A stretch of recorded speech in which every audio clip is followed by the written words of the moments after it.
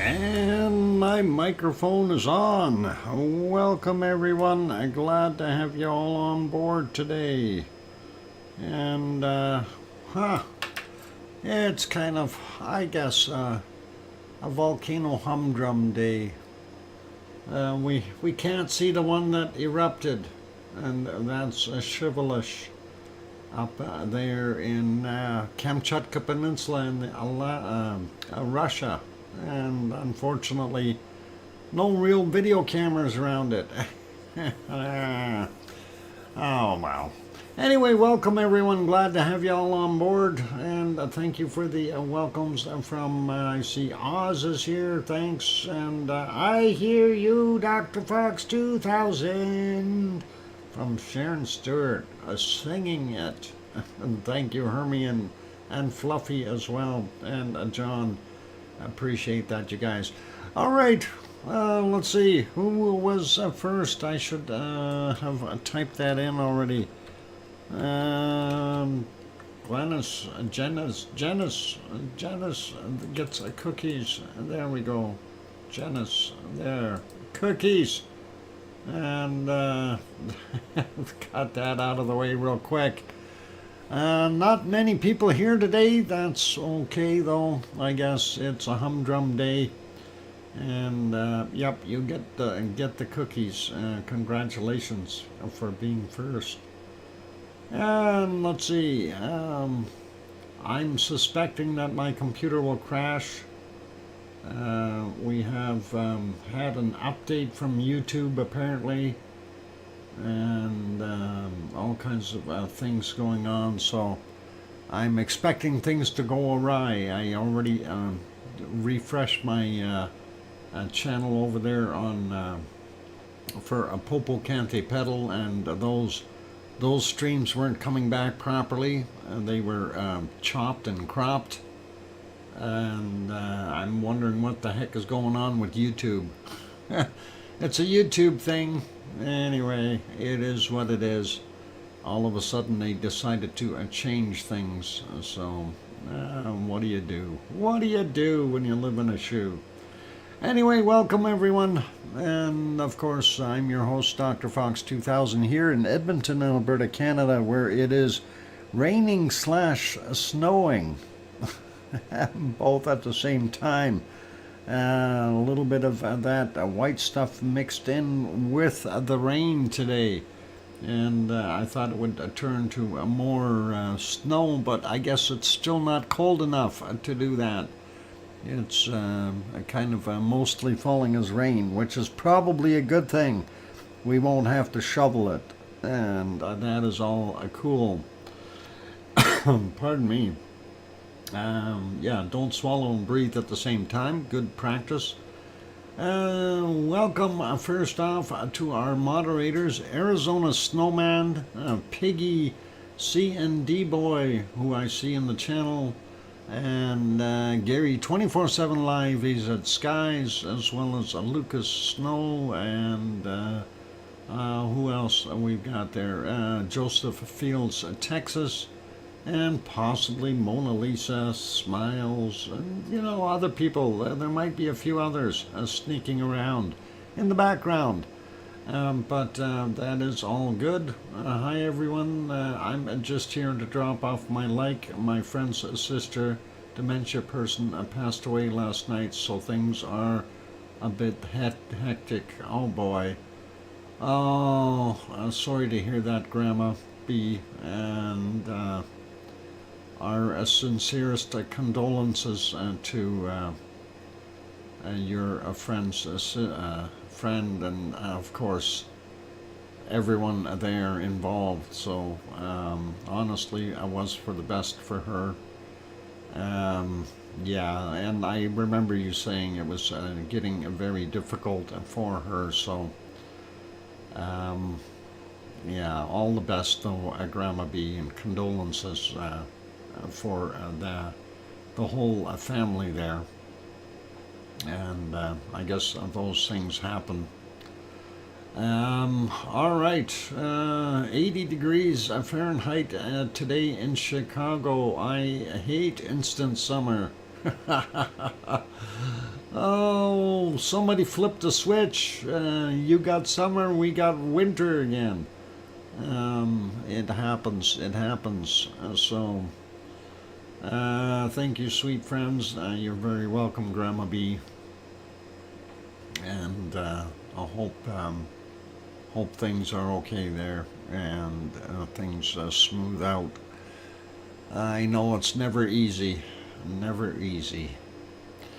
Yeah, speaking of things not being easy, YouTube has done something really weird with their new graph when you're looking at the YouTube studio. They show how many viewers you have, and it should go from 0 to whatever the highest peak number is.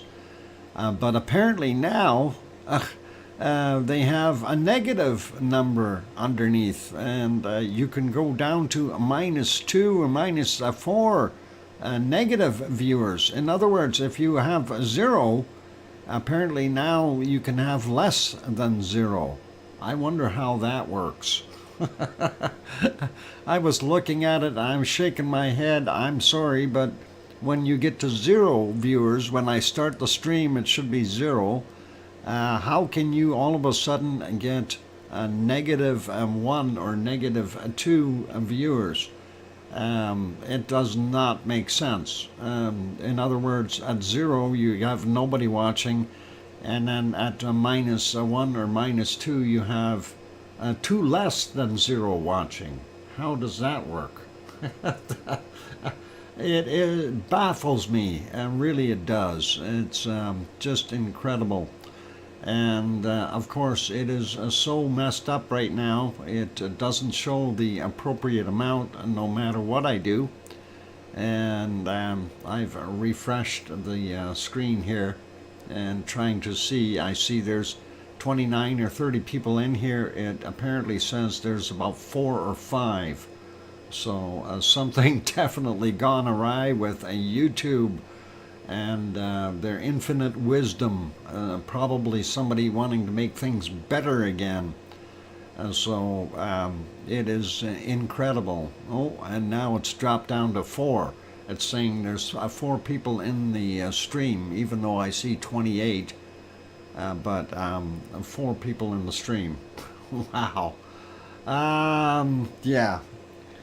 Just curious. Mine says 28. Thank you, Hermione. That kind of confirms what I was about to ask. I hope it says a few more for you guys. Mine's showing 34. Okay. And that is all right. Yeah, it's really confusing when YouTube does these things. And I noticed on the other channels, like I say, on my channel for Popo Cante Pedal, they've cropped the channels. They cropped the view somehow, some way. And I have no idea what exactly they've done, but that's what it is. I've just refreshed. John, I should say about 30 now. Yeah, that's where I'm seeing it on my screen too. Anyway, we'll say hi to everyone. We'll start out by saying hi to Sarah Miles and Lizoid and John Raper and Sharon Stewart and Hermione and Fluffy. Does that count as 2? Grandma B, of course, and our sincerest condolences on behalf of the Lava family. And hopefully things will get a little better. Tom and Pepper also in here. That means we've got 2 extras. Maybe those are the negative numbers when they're not watching.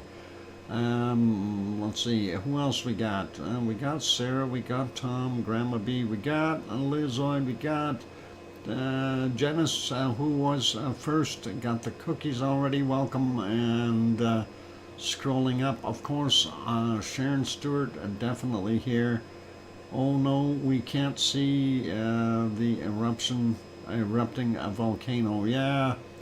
Yeah, actually, speaking of the erupting volcano, we can kind of sort of see, I did find a place there to show us what it's like. I think I have to recapture the screen though, but you can see the color there of, hang on, let's do this. Will that fix it? No, apparently not. What is going on with that? Let me see if I can do something with that. Oh my God, what happened there? All right, let me redo this and just see if we can do a quick grab of this one, and that will give you a pretty good idea of what it looks like there right now at Shivelish in Kamchatka. And that is the one view. You can see the beautiful volcano gray. There's the other view, and that one isn't doing much better either. So they update every minute or two, but we're unable to see what's going on, just so you know what I'm looking at. Anyway, let me continue on saying hi to everyone. We got Dan in the house as well, and did I say hi to John? Oz is here. Welcome, Oz. Glad to have you on board. Susie made it in. Welcome, Susie. And still scrolling up, looking for others. Tom Winter also on board. And let's see, who else we got? John, we got. Scrolling up. Michelle is here. Welcome, Michelle. And I am up as far as I can go right now, and I don't see anyone else. And Hermione retracted a bunch of stuff. No idea what that was about, because I was looking at other things up top. Okay, so we do have a little bit of a turnout, but not that many people here. And yes, the major news, of course, is Shivelish did erupt big time. The plume didn't go up as high as what it did yesterday. It only managed to get to about 40,000 feet, whereas yesterday it was 52,000. But apparently it laid out a whole bunch of volcanic ash and tephra all over the place, and there were some places where people were seeing, I guess, one of the villages that was about 34 kilometers away or something, 36 kilometers away. They received several inches or if you want to call it somewhere between 5 and 10 centimeters of fresh ash on top of their snow. So that was part of the problem they had there. Was in the news. Yep, lots of stuff there. The news articles, of course, so we have to be very careful with them. I see a few of them come out, but we have no permission to show those, so it is always very difficult to deal with it.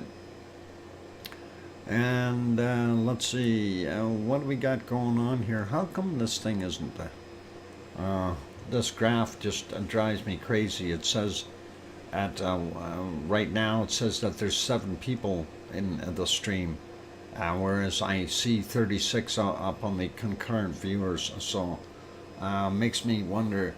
I had no idea why I had no sound. I'm nursing a 3-day-old kid and a new laptop. Okay. Okay, I hope you got sound now.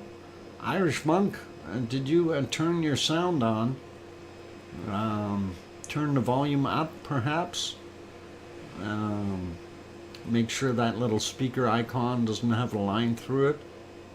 Oh, he can't hear me. Never mind. I can't give him instructions. He won't hear me. Welcome, Irish Monk.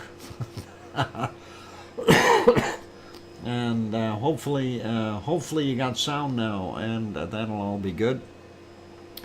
Anyway, let's get on with the show, since Yeah, we can't see a heck of a lot there. Screen is Irish goat. What? If you got an Irish goat on your screen, then you've got a problem. You're not on the stream. That's maybe what the problem is. Oh boy, an Irish goat. All right, interesting. Anyway, welcome, Irish monk. Glad to have you on board. And let's get over to our wonderful stuff. And we'll take a look at, I guess we'll take a peek at Hawaii first and see what it is doing. Let's see if we can stop our lovely lava. And we'll get rid of that banner too, and the archive footage banner. There we go. And there is a Helemaumau crater in its beautiful glory.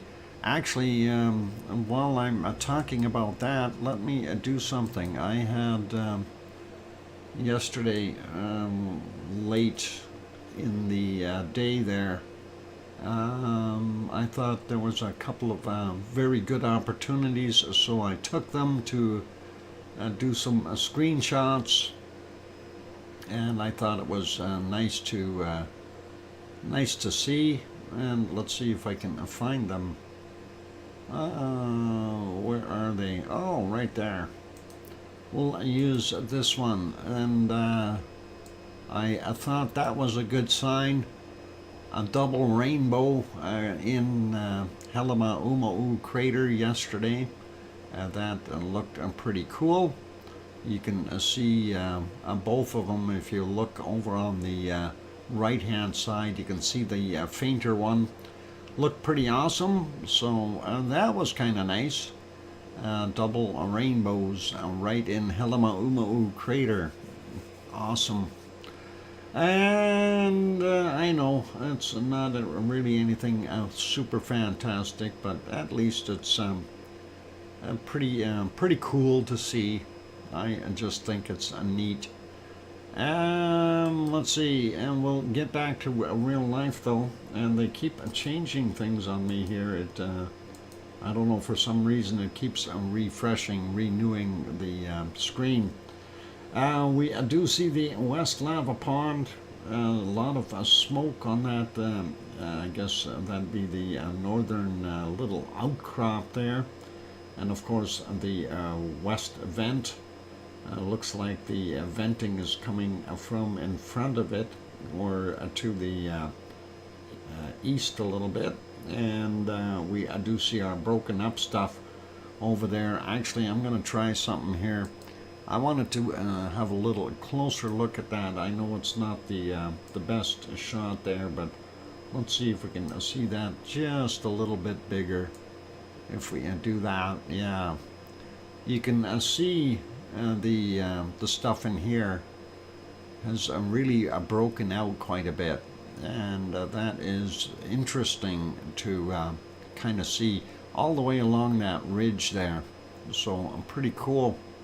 And yeah, I thought that's kind of neat to look at. Let's get rid of that.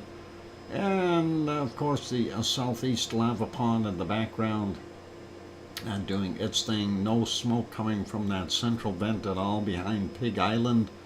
And that is kind of it for that shot. And taking a look at the thermal, we don't see anything there glowing at all in the west vent. We do still see that glow spot right down here, indicating there is still a magma underneath there somewhere. And hopefully it is going to be okay. It's done this before. Gone manic, Doc.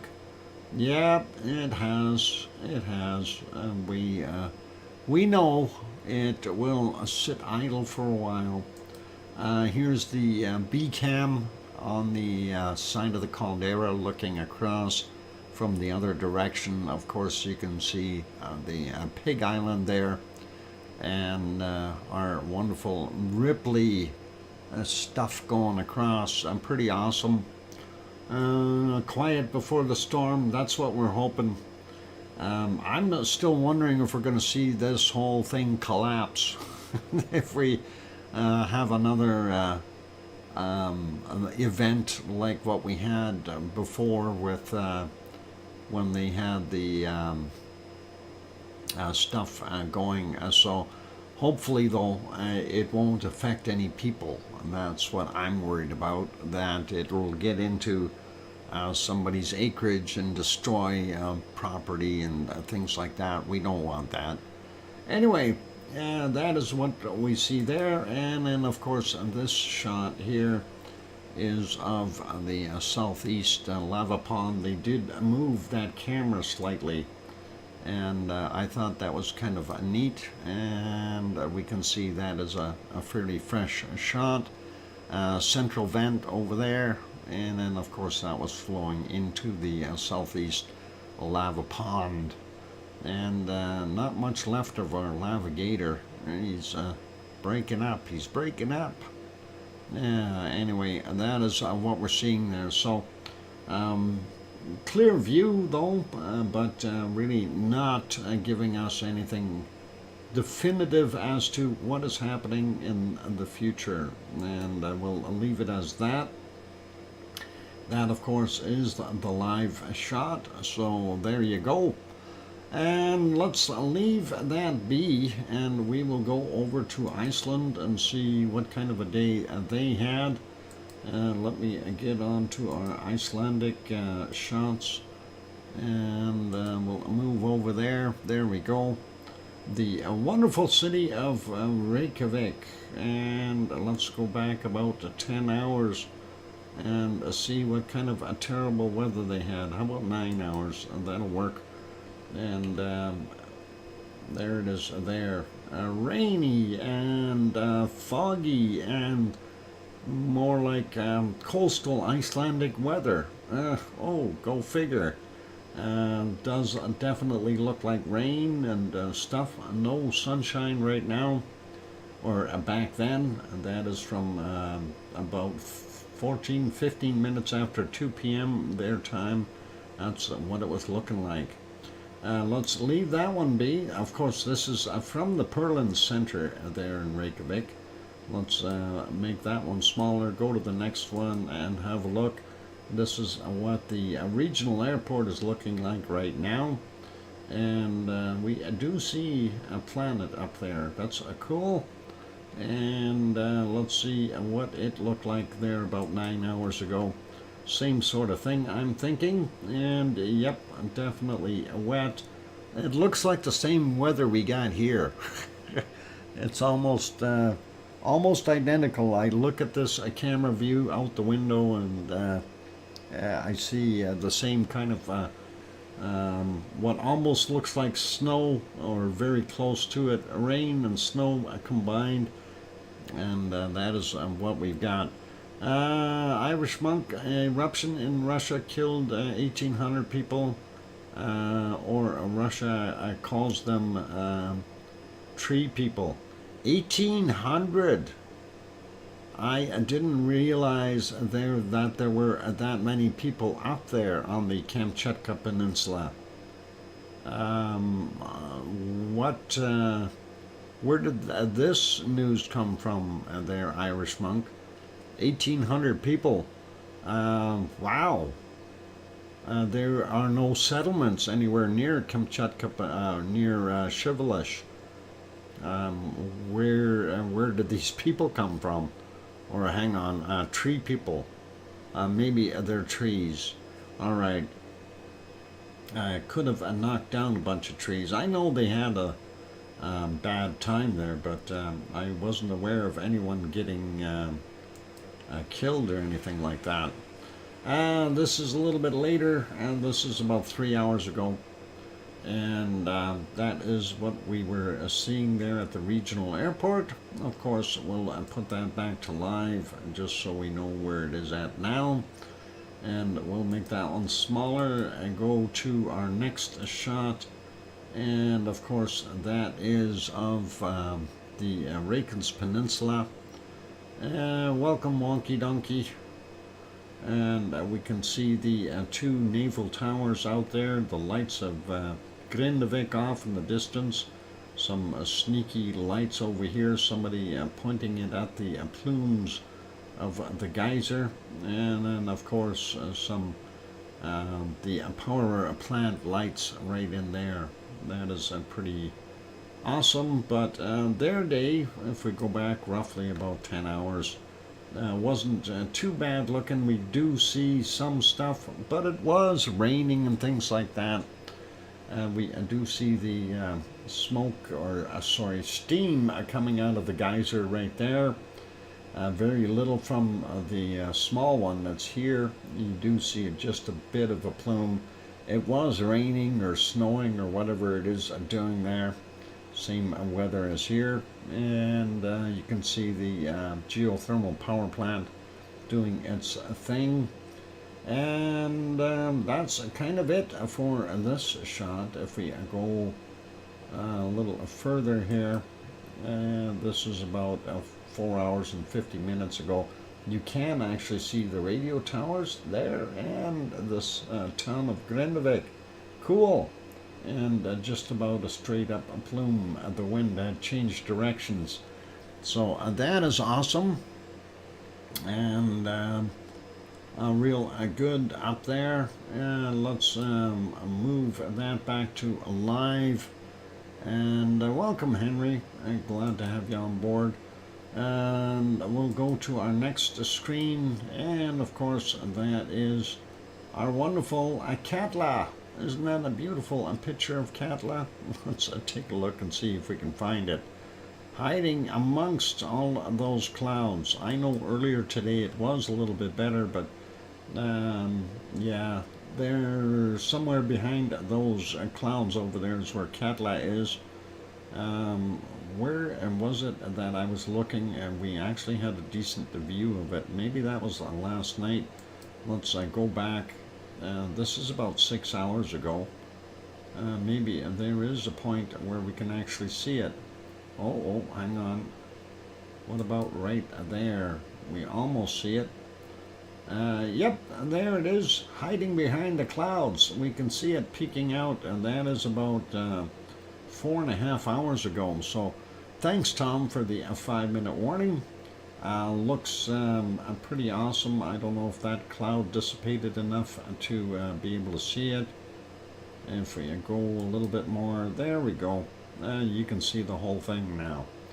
That is awesome. That is Katla, the big ice sheet, and a volcano buried underneath all that ice, and looking pretty awesome.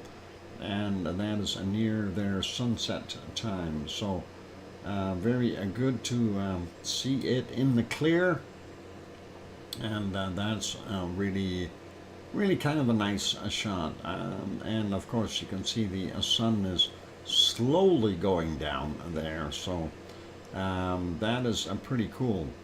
All right, let's carry on. Gonna make that one smaller again. Go over to our harmonic tremor charts, see what's happening in our Fregdalfjall area first off, and we will refresh it before we do anything else. And there we go. And we do see some uptick, downtick. I mean, it was way down, and then it dropped down again. We do see a couple little spikes in here. Possible quakes in the area somewhere. Our magmatic signals, basically the extremely low frequency has gone way down. Seismatic looking like it is fairly far down as well, same as our tectonic. So things have calmed there and gotten back to normal a little bit. Let's take a quick peek up at Askja and see what it is doing.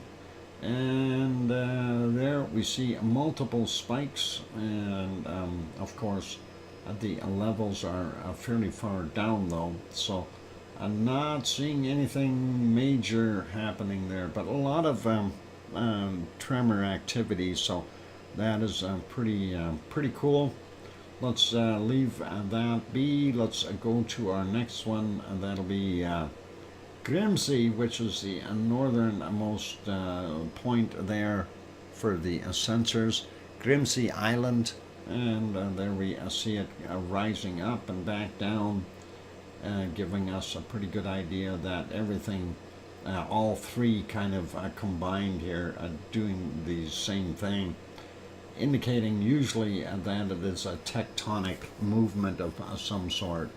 And let's have a look at our Grindavik one, and it looks like it's gone further down than our wonderful Eruption even.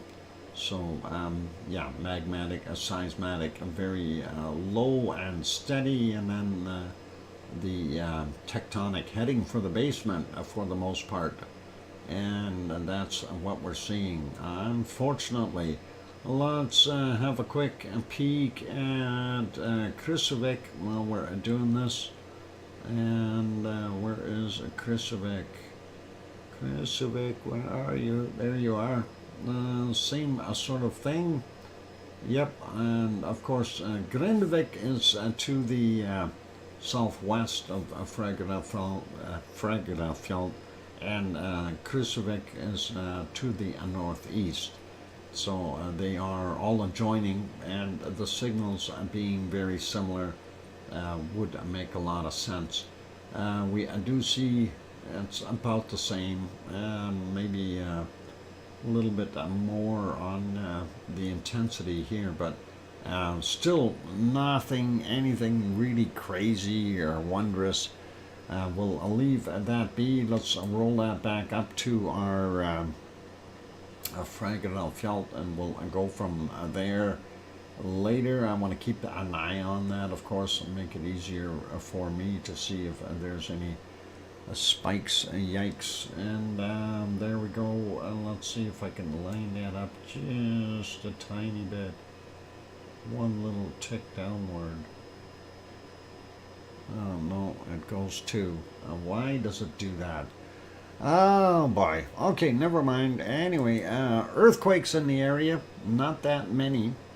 And we will take a look at those after the break. We see 67 in total for the last 24 hours.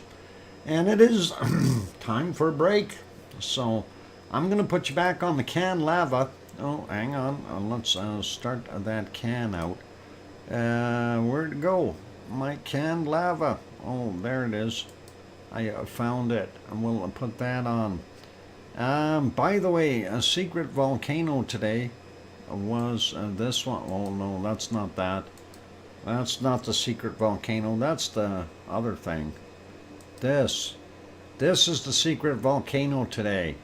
And I know you guys are going to have a hard time with that. By the way, we didn't do yesterday's, and yesterday's was this one. So we're going to have to guess at both of them. So we'll see what happens. Anyway, I'll leave it here on the archived footage of Cumbre Vieja. I'm going to go take that break. And yep, I can lava. Don't go away, guys. I'm your host, DrFox2000. Hit the like button if you haven't done that yet, and that'd be awesome. Also, if you have not yet subscribed to the channel, consider subscribing, and that would be really cool. On that friendly note, I'll be back in 5 or 6 or 7 minutes. Don't go away. Thanks.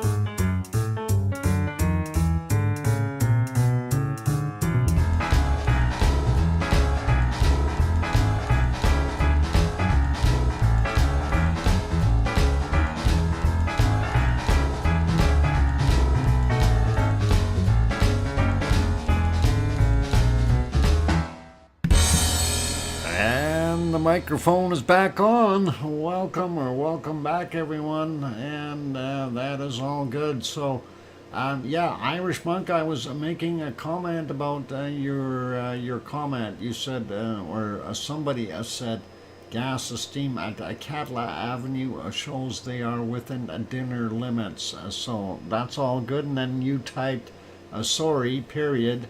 That was not me typing. And of course, my question is, why are you letting not me type? Hopefully that came through okay. What happened in Russia? Yeah, big eruption on Kamchatka Peninsula from Shivalish. And thanks for asking. And thank you, Hermione, for the welcome back.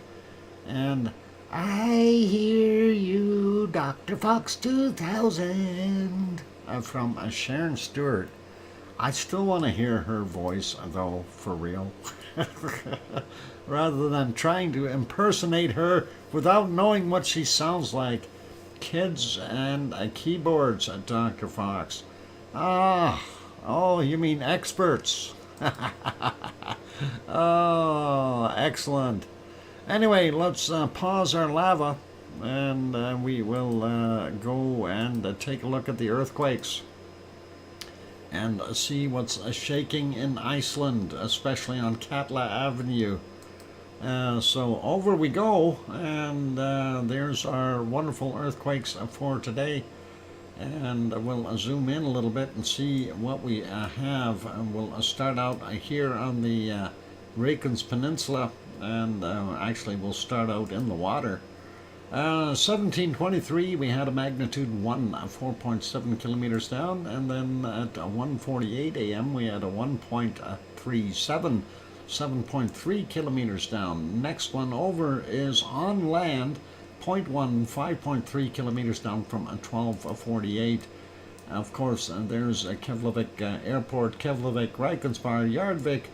And down here is Grindavik and the two radio towers we were seeing on that shot of the Reykjanes Peninsula. And then, of course, for those who need to know, the Blue Lagoon and the power plant right there. So, all good.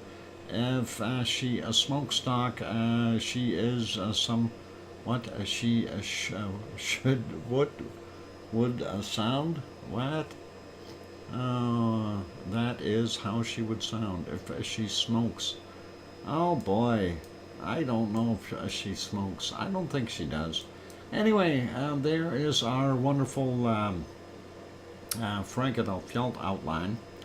And there is where our Ragnar actually is. And that is the Siggy Fisher over there. And we don't see any right there. We'll move over a little bit. We have a 0 of 3.7 kilometers down from 1844, and from 2033 we have a 0.4, 4 kilometers down. And moving over a little bit more, a bunch of zeros. 6.9 clicks down from 2138.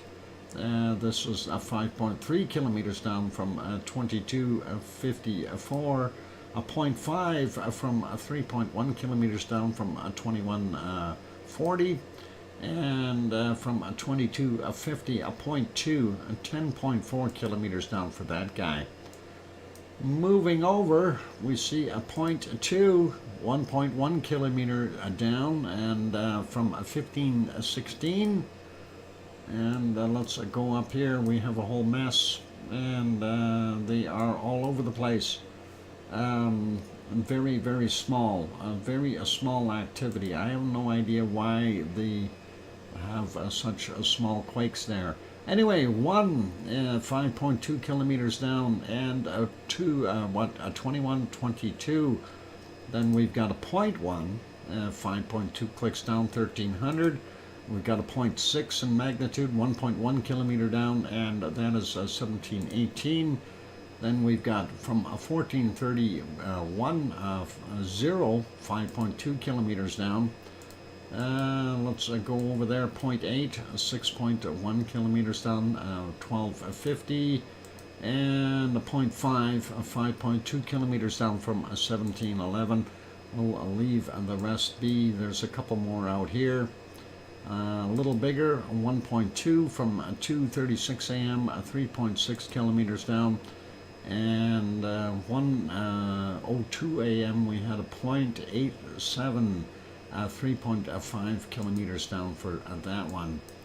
Moving down, there's another zero all by itself, 6.4 kilometers down at 2040. And over here at Eyjafjallajökull, we do have a few quakes from 1239, a 1.8 in magnitude, 5.3 kilometers down.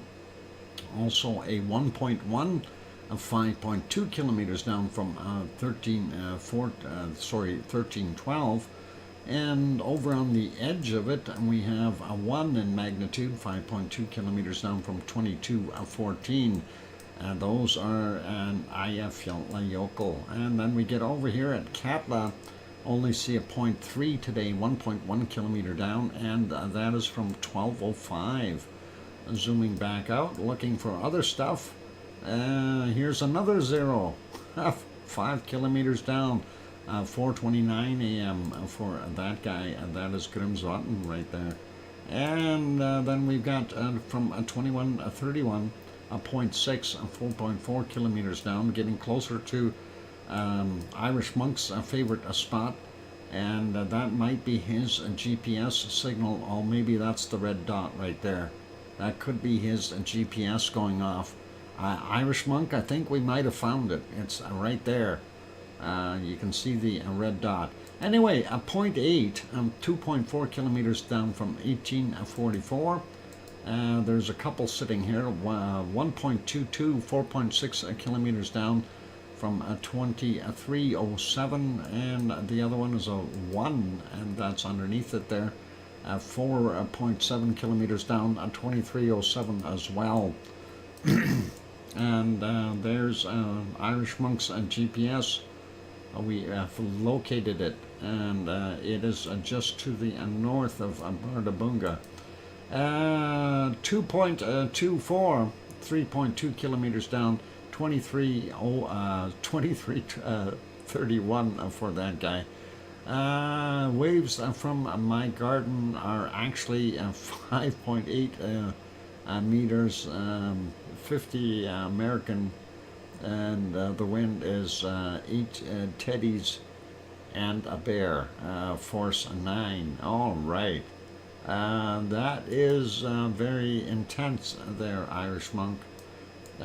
Going over here to Askja, we've got a 0.9 of 3.2 kilometers down from 912, and we'll keep going. We still have a whole bunch over at Herdebreit, and that is very interesting to see all of those. We're not going to hit every one of them, but we'll try to get a few. I'll see what the depths are. 14.3 kilometers, 553.6. Next one, 0.1, 10.2 kilometers, 855.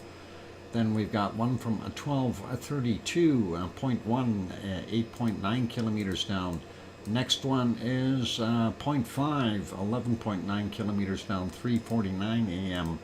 A 0.55, 9.1 kilometers down from 1:41. 0.57, 9.1 clicks down, 56 minutes after midnight. 0.3, 5.1 kilometers down from 2030. 0.9 and 9.7 kilometers down from 5:04. Then we've got a 0.5, 5.9 kilometers down from 2027. A 0.2 from 4.8 kilometers down from 1236. Next one over 1.6 and 4.2 kilometers down from 5:23, and 2:51 a.m. we had a 1.4, 7.6 kilometers down.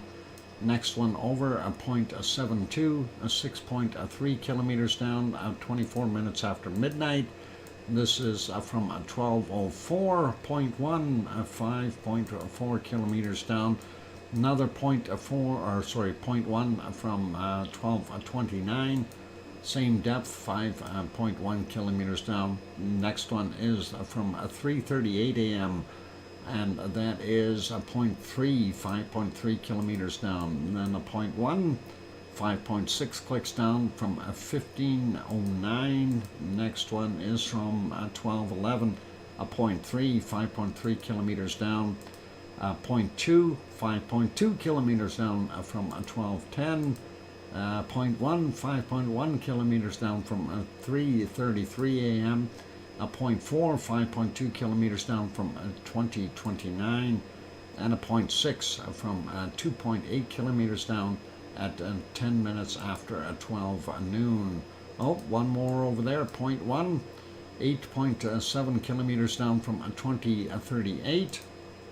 And to the north, we have a 1.2, 5.5 kilometers down from 1144. And that is it for around here, the bright. Let's go up north a little bit. We'll grab these guys here. 0.89, 8.1 kilometer, I say 0.98, how about that? 8.1 kilometers down from 2356 to yesterday.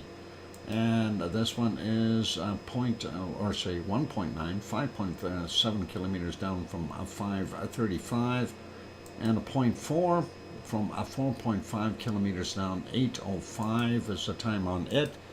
Then we've got a 0.5, 6.1 kilometers down from 635.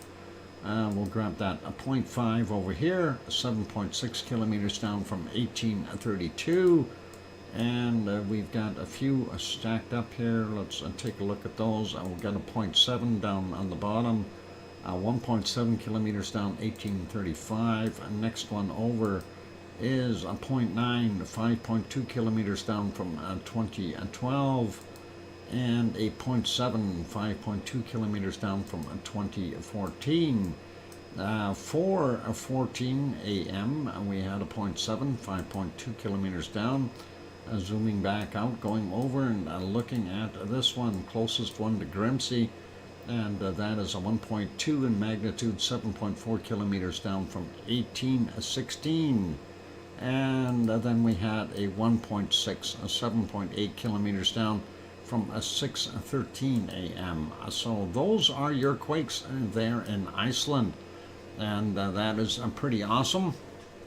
And let's see. Sharon, the night is young, and I still have estimated attacks to sort by Monday. Oh, cool. Taxes. Those are never ending, even when you die. There's still taxes to pay. Let's see. Let's go over to our wonderful Azores, since nothing major happening in Iceland. Of course, Azores, there is our wonderful shot of our town there on São Jorge, or São Jorge, if you want to say it in Portuguese. And there's the wonderful harbor that's all lit up, and you can't see a darn thing because it's so bright. But we do see the Pico Island lights, and that is about 18 kilometers away, and that is awesome. Next shot, of course, of the little cove we always look at. And I was watching earlier, it was pretty rough looking. You want to get something bigger than what Irish Monk has as far as the boat is concerned. It looked pretty rough there, so don't go out in the water. Getting over to the maps to see if we had any new earthquakes. Nothing on the island of São Jorge. You do want to maybe take a look at the other map though, and I only seen one. I'm going to refresh this map, and we'll see if there's any more than one on there, and apparently not. And we do see that right there 20 hours ago, and 2 kilometers down for that 2.0 in magnitude, 3 and 24. GMT. So early this morning, right beside Terceira and the water, and that's where it happened. So that is pretty cool. And that is it. And if we zoom out, just so you can get an idea of where the Azores are, there's Portugal and Spain and France and England and Irish monk over there waving at us. Yeah, sure, he's not waving back. He's too busy. Never trust a monk at sea. Okay, we won't. There's Iceland right up there. And of course, that is Nova Scotia and Newfoundland. And of course, we go down here in Florida and all that. So, right in the middle of the Atlantic Ocean. And of course, that is our mid-Atlantic ridge and the East Azores fault. Going off that way. 5 minutes until doomsday. Okay, I got it. Thanks, Tom. Appreciate that. Let's go to our next shot, and let's see if this will smarten up and actually show up properly. If I go to that. Yep, it did put it sort of in the center of the screen. That is Popocatépetl. And this is the best view I've had all day. It's been cloudy there and miserable and snowing on the mountain, obviously. Popocatépetl, located 70 kilometers south of Mexico City. Yes, more snow. Apparently, it happened. We do see the volcano off-gassing. Unfortunately, with the cloud up there, it's a little bit difficult to see what exactly is coming from the volcano, but we do see that it has got an ash plume going out. I think it's in Edmonton. Yeah, you'd almost think that somewhere. You know, when you're looking at it, I could almost get away with that. Really, I could. With saying that. Going back though in time, like I said, the day was not very good. This is about 3.5 hours ago. Even earlier this morning, it didn't look all that great. Let's go back a whole bunch here. And this was 7:30 this morning. You can see how those clouds are hugging it. And prior to that, let's see if we can get a morning sunshine shot here. And that should be about there. So, yeah, those clouds just at the right height to mess everything up. And that is what we have. So, not a heck of a lot we can do. This is back as far as you could get it. And with the cloud up there, there's not really any sense in talking about this volcano. Next one, of course, is the other one that's messed up. And yeah, when I have it on the small screen, it is really messed up. This is Fuego, and that is in Guatemala. And Fuego, of course, has visibility problems as well. If we go back a little bit, you can see those clouds moving along at a fairly decent pace. Hardly any visibility going through it. This was at 1620. You can just see it through the clouds here. And they just restarted the stream a little while ago, so I guess with the bad weather, it just wasn't worthwhile having on and just having a gray screen. 1536 is what they had there, and that is it for there for today. Let's put that back on live. That is what it looks like right now, unfortunately. So a tough call. This one, of course, is from 7:30 this morning. That is a Masaya volcano down in Nicaragua, just a little bit further south. And that is what we've got going on there.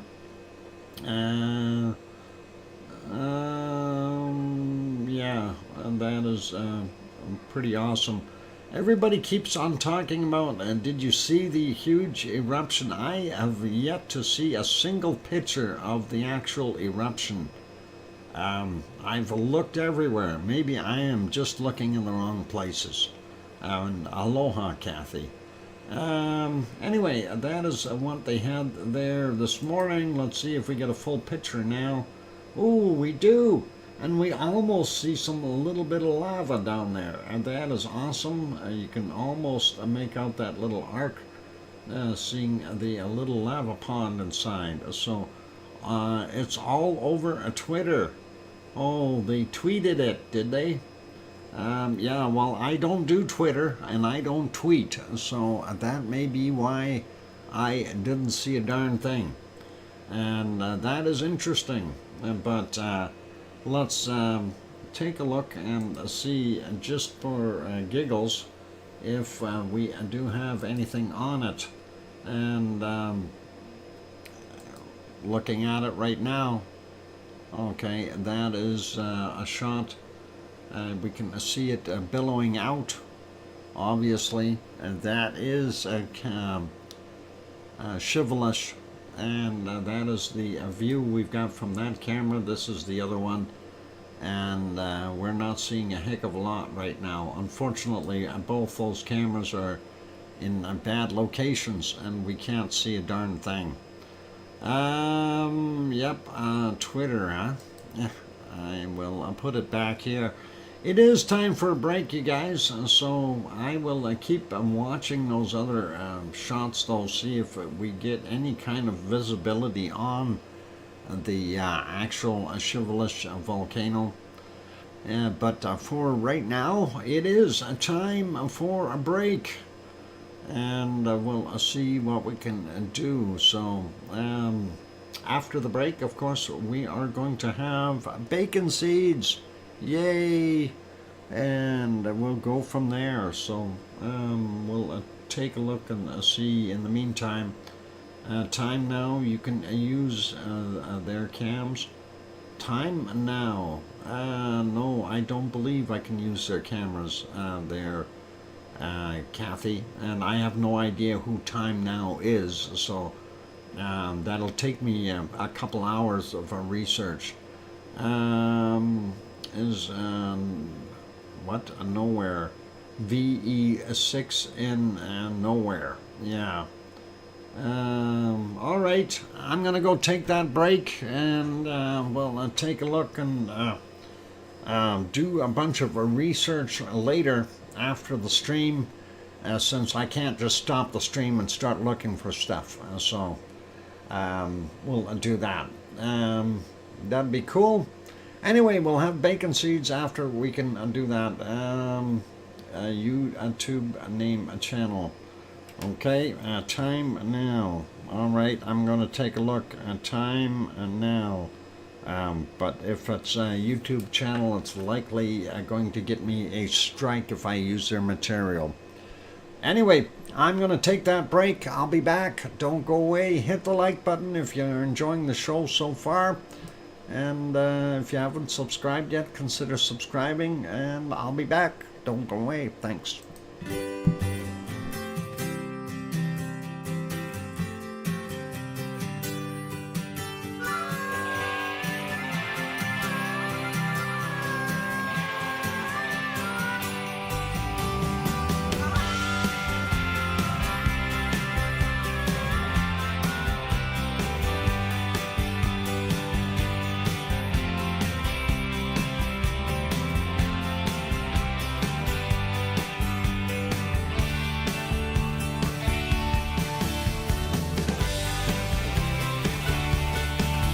Is this what doing your laundry looks like? Wouldn't you love it?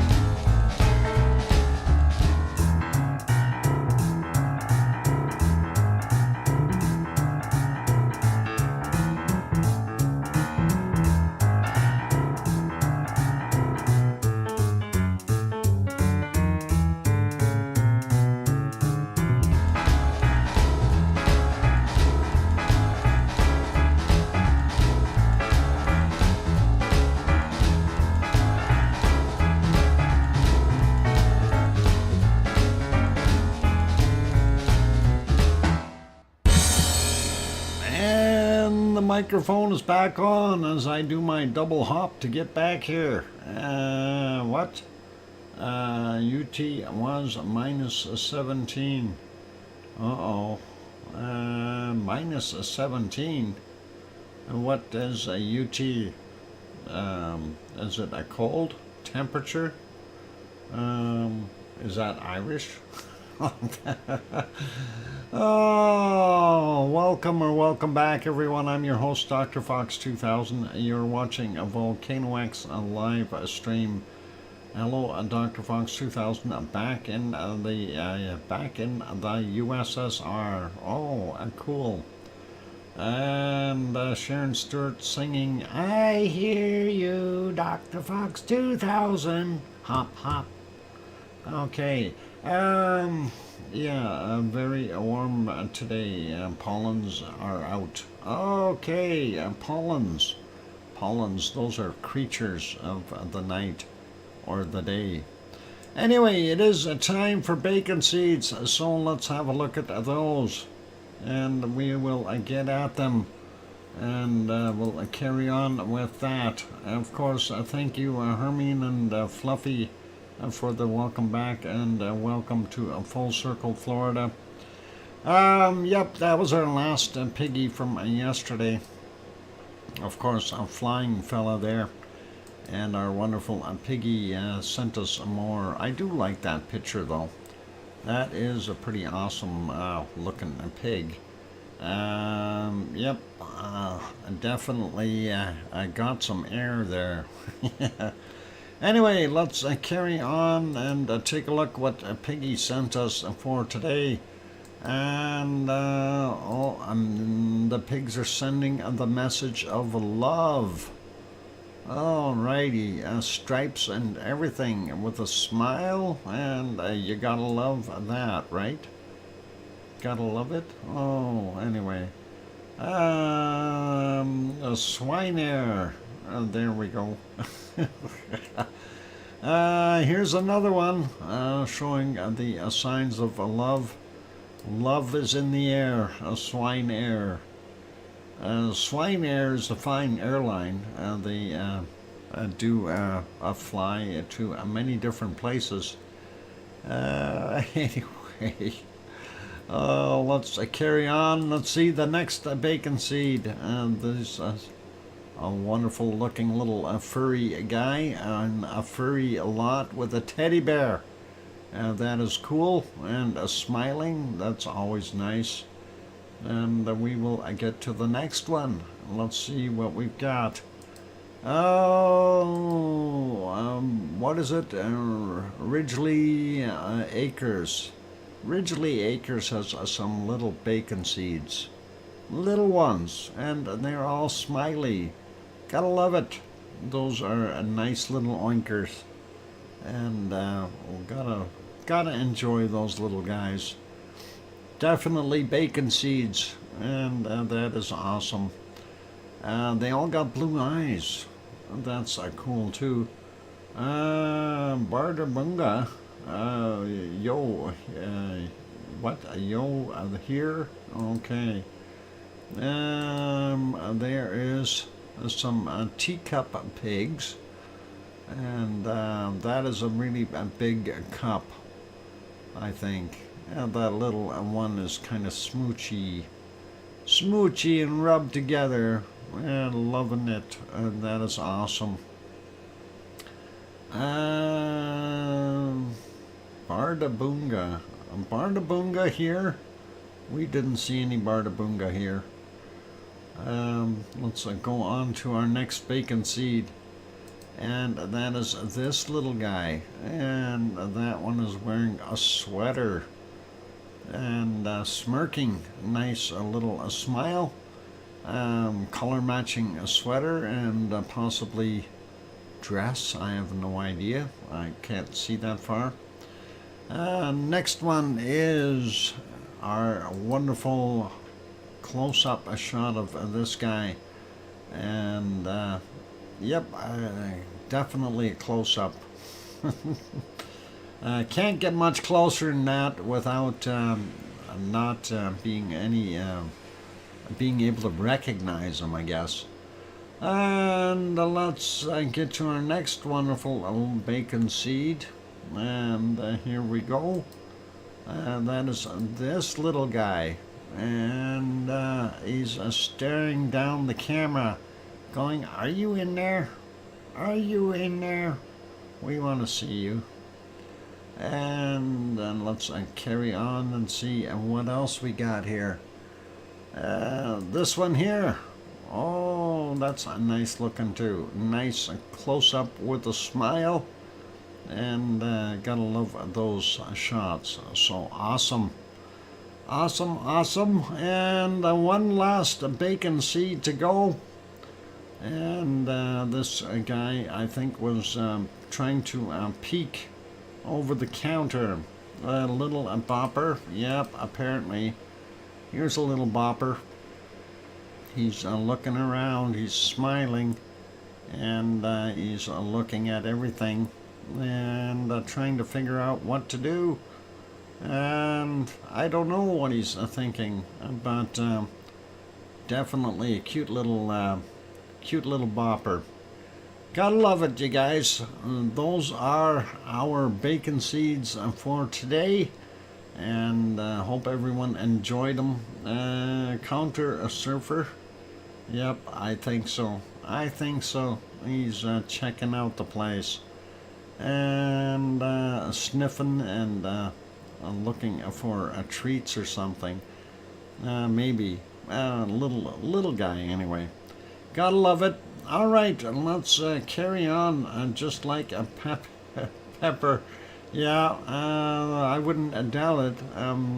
They are very intelligent little guys looking for good food and stuff.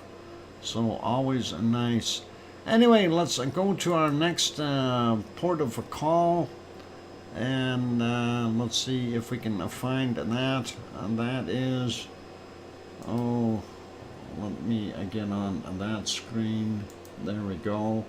Make that a bit bigger. This, of course, is Merapi.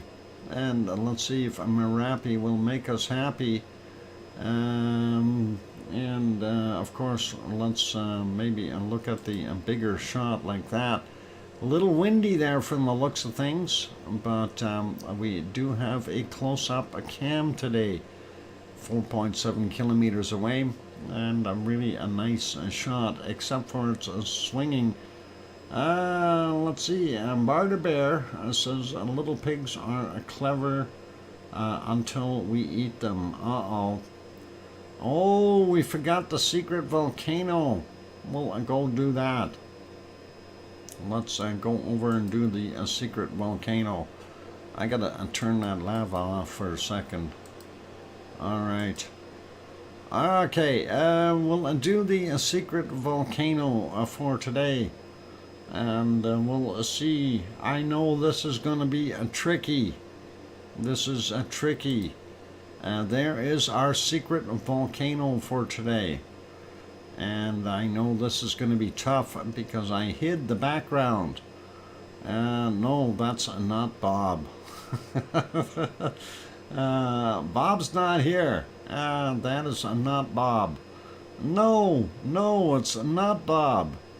It's not. I'm telling you, it's not Bob. No, okay.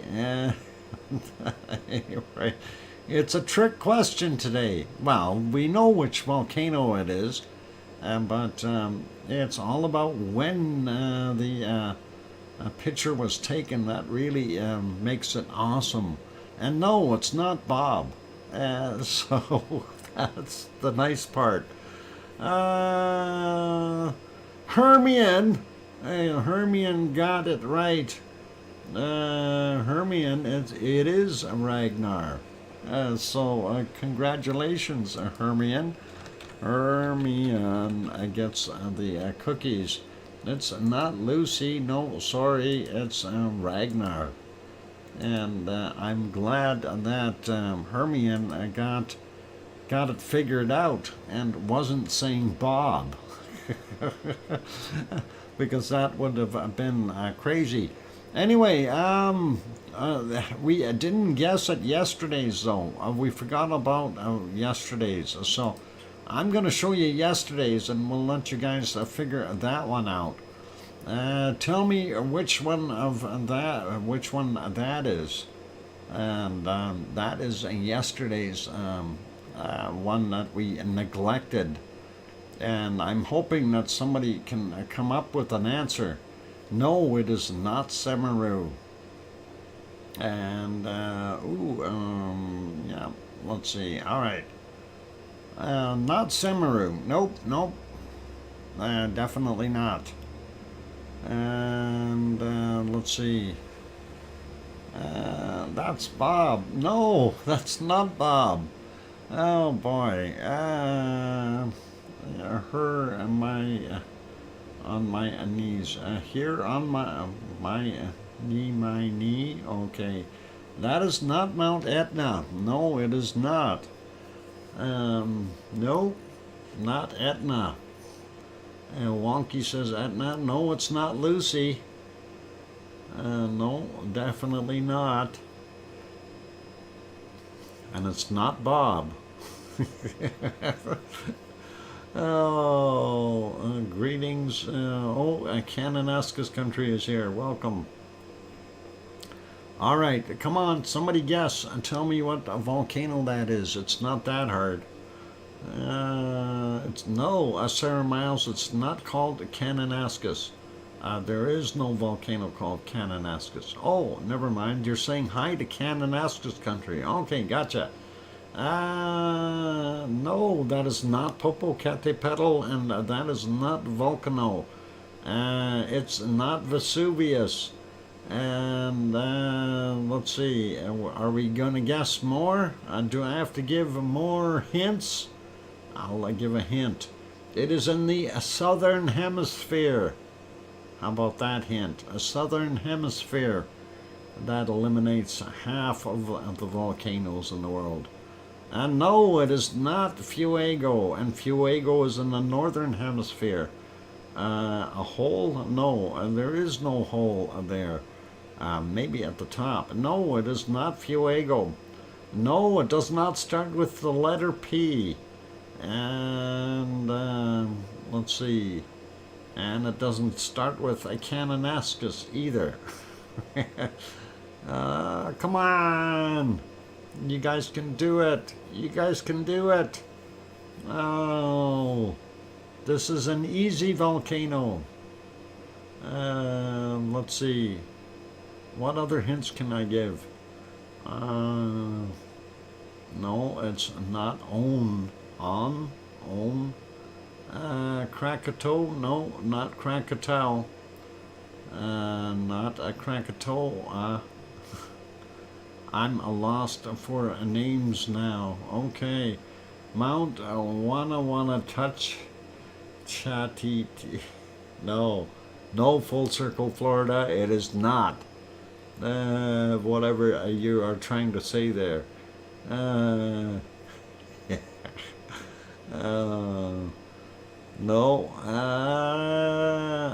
That one's in New Zealand. What's its name? No, it's not in New Zealand. That's another hint. Okay.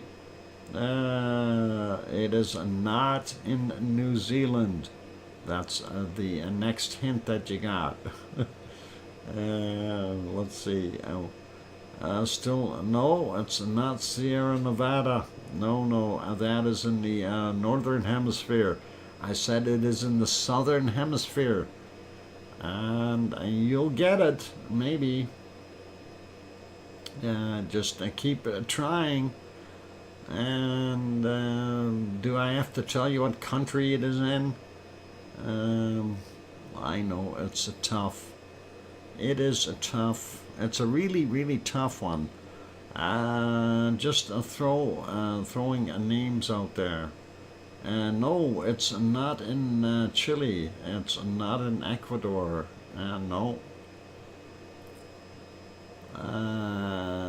Krakadoctor Toa. No, Irish monk. No, it is not Erebus. No, southern hemisphere. Erebus is up in the north. Or is it? Hang on. Yeah. No. Yeah. No. Hang on. I'm trying to think. Where's Erebus? I'm thinking of the other one. No, it's not in Mexico. Mexico is not there either. It's not in Florida. Sorry. It's not at Disneyland, if that's what you're thinking. They don't have a lava machine yet. All right, this is pretty tough. Have I stumped you guys? I should have brought this one up and did that. Tis the French. No, Francais. It is not French. And let's see. Okay, how about I give you the country, Mount Stump. You're getting closer there, full circle, Florida. Yeah, Antarctica is where Erebus is. I was thinking of Ibico as the other one. But no, it's not on the Antarctic continent either. Okay, that's another hint. So that eliminates that area. And it's also not in Africa. Okay, and that eliminates the African continent. And of course, Europe is in the northern hemisphere, so that eliminates Europe. So your choices are starting to get limited. I have 4 minutes until my Pepsi break. That's excellent. We'll keep people guessing. Java 1, no. Java 1, no. It's in. You're thinking of Java. No, it's. I'm not going to say it's not on Java. It's not on the island of Java. Mount Annoying. Oh, yes. You might be closer with that answer. And that is Java 2. No Java 2. And, all right. You guys, I'm going to tell you this. We've done this volcano before. I've showed it as the secret volcano picture once before.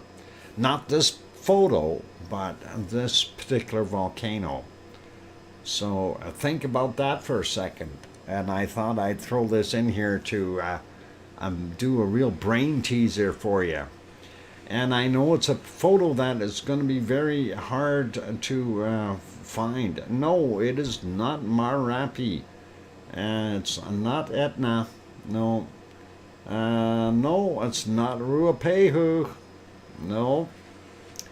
All right, I'm going to give it to you guys. Pepper said it's arf dog. Close, Pepper, close, but not quite. It is Mayon in the Philippines. The volcano is Mayon in the Philippines. Mayon, Mayon in the Philippines. And this photo I know is a little bit deceiving because the photo itself is from 1985. So it was a little bit more difficult to find if people were searching for it. But it's still a pretty good photo, and I thought it was worthy of throwing up there and stumping everyone. Full Circle Florida says, I knew that. I was just testing you. Of course you were in Full Circle Florida. That's the way it works, isn't it? No, but that is from a 1985 eruption of Mayon volcano. Sue got Mayon on the last time. Yep, she did. I do remember. Nice point, yeah, a very pointy cone, sharp, if you want to call it that. That's a way to get people thinking. Yep, 1985, 2 years out of high school, but still had hair. Well, speak for yourself, Tom. Hair, huh? Hair. Oh, let's see. Yeah. I don't know if I have. Never mind. I'm not going to say anything. Anyway, let's go back over before we forget about this, and we will remove that. Well, we'll leave that there. Let's go back over here. Watch the wiggly volcano, and we do have some bacon coming down the side of it. So I did want to show that real quick, and that was. There at 4:26 a.m. We definitely had a little bit of bacon, but we also had a lot of clouds move in. So it was hit and miss with watching the lovely lava coming down the hill, that kind of thing. And it is what it is. If we go to the full screenshot, there you can see the other camera views, and you can also see a very, very full seismic graph here, and that is just screaming at you, for lack of better words. So they may have had more of an eruption there, and of course a little bit earlier or a little bit later that had another decent pop, and that was here at 4:43 a.m. More wonderful lava, and that was moving down the hill at a fair rate. Just want to remind everyone that canyon has really filled itself up, and that lava, once it gets out there, it seems to flow over top, it being very effusive. In other words, if it stops and cools, it does its thing. So that is it for right here. I think I will take that Pepsi break, and don't go away, you guys, and we'll maybe I'll move this around a little bit during the course of the break. Actually, there really isn't too much more there that we can show here. Yeah, the other shots were all kind of in the clouds, so just wanted to share that with you. And that did look reasonably okay, and we do like that. So on that note, we'll leave it there. We'll put you back onto the canned lava. We'll get that old photo off of there and put it back on here. Enjoy that for the duration of the break, and hit the like button if you haven't done so already. Also, if you have not yet subscribed to the channel, consider subscribing. I see we got 66 likes, 28 people in the stream, and of course it's telling me that there are only 3 people in the stream, even though it says 28 on the viewer count. But hey, you know, it is what it is. I have no idea how YouTube does their math all of a sudden. I'll be back after the break. Keep smiling, and don't go away, you guys. I'll be back in 5 or 6 minutes. Thanks.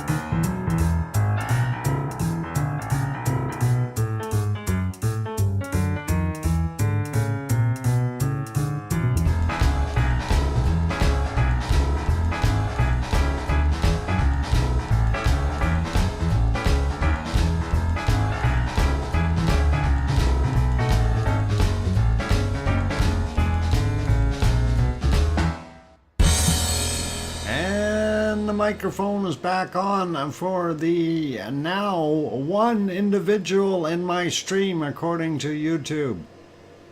So all of you are figments of imaginations, and just like Sarah mentioned. Yeah. It's lonely here. Full Circle, Florida. Are you the only one here? 2 people, 26 accounts. Oh, that's it. There, Gary. Yeah, I have no idea what the hell is wrong with YouTube. Sorry. It's absolutely crazy. Now it says, oh, and now we're back up to 4 people. That is just absolutely wild. But the chat rate is still at 0. That is interesting. Storm Chaser renewed a membership. Hello, is there anybody out there? No, apparently, according to YouTube, there is not a Storm Chaser 1211. Welcome and thanks. And yeah, definitely something wrong with YouTube. And you know, then they wonder, like, I mean, if it was a monetized stream, I'd be jumping up and down saying, hey, why is this sitting at 0? A dog and a cat, also a dog. Yep, Hermione and Fluffy and Tom and Pepper. Dan renewed his membership, saying, oink oink, thank you, I'm here. Oink oink, cool. All right, let's pretend that there is 27 or 28 people in here, and we will keep going. Oh, and now it says there's 6 people. Dr. Fox, I think they are feeding you the numbers for the Bunny Cam stream. No. That has 3 people in it, according to the other one. I have no idea what the heck is going on with them. Yeah, let's see. How do you think the Dark Ages happened? YouTube for 700 years. Oh boy, that is a long time ago. I can tell myself jokes. At least I will laugh at myself and get no respect. Full Circle, Florida. Yeah. You get no respect. They are going Fruit Loops. Yeah. Well, it says a chat rate is at 1 and 3 people in here now. That's what they're telling me. Yeah, I mean, earlier they were telling me I had -2 people in the chat. So how do you get, you know, from a 0 down to -2? It makes absolutely no sense. It's obvious that YouTube has lost their marbles, and that is a little bit on the upsetting side.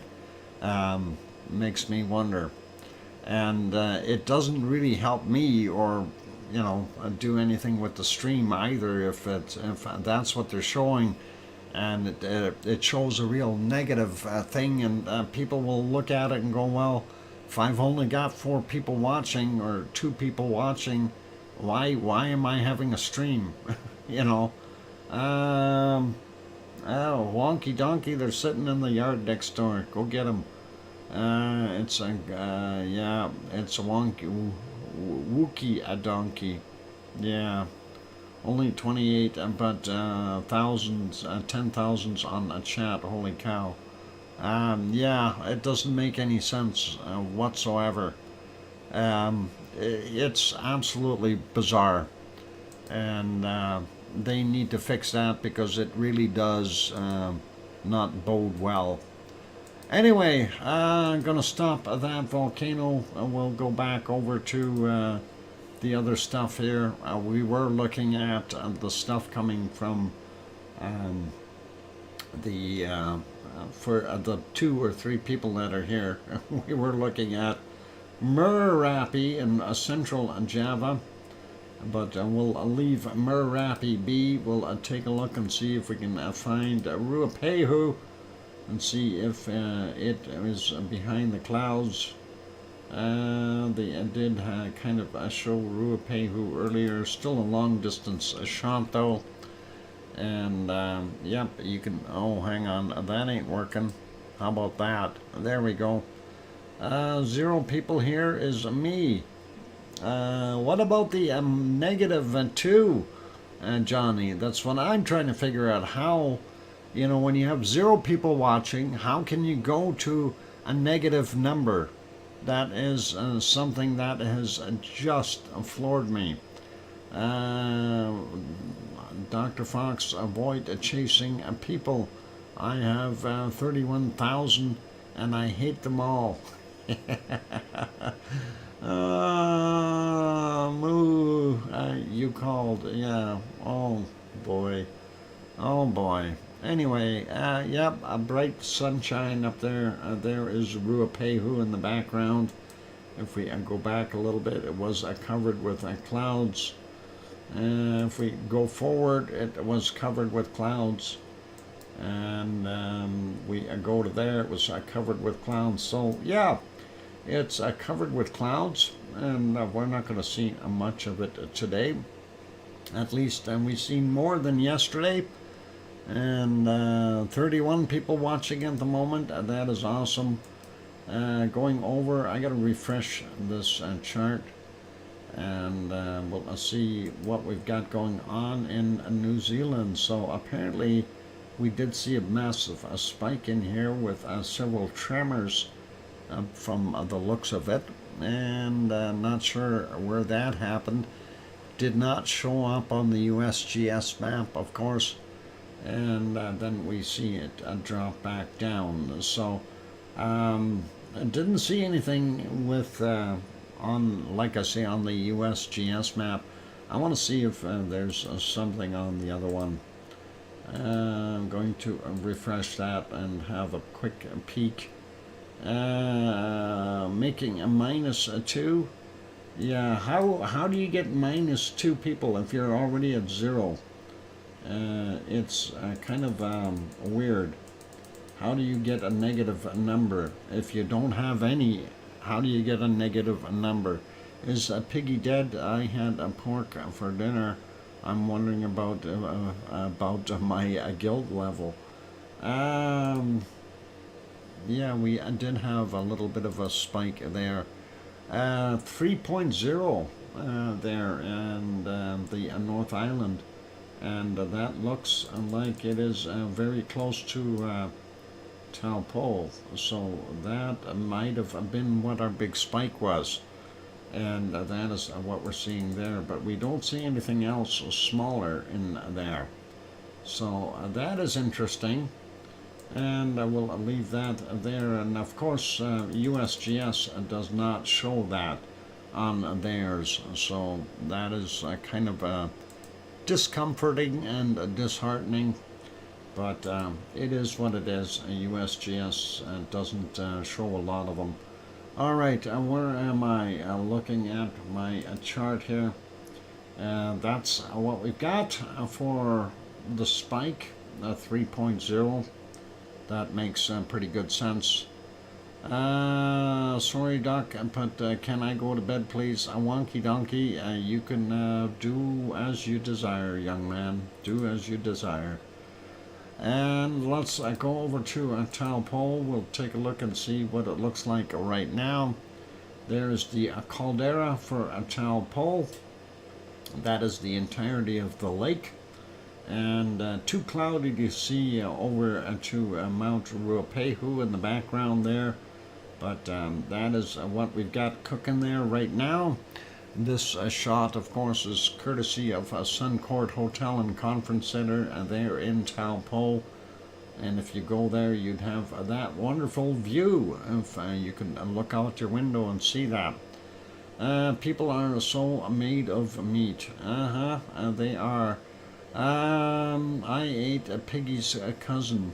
That is a possibility that you did. Piggy is resting. And I did speak to her earlier, and of course she had a confusing day. Apparently the specialist and the doctor were getting into it and saying it is not a vitamin D3 deficiency.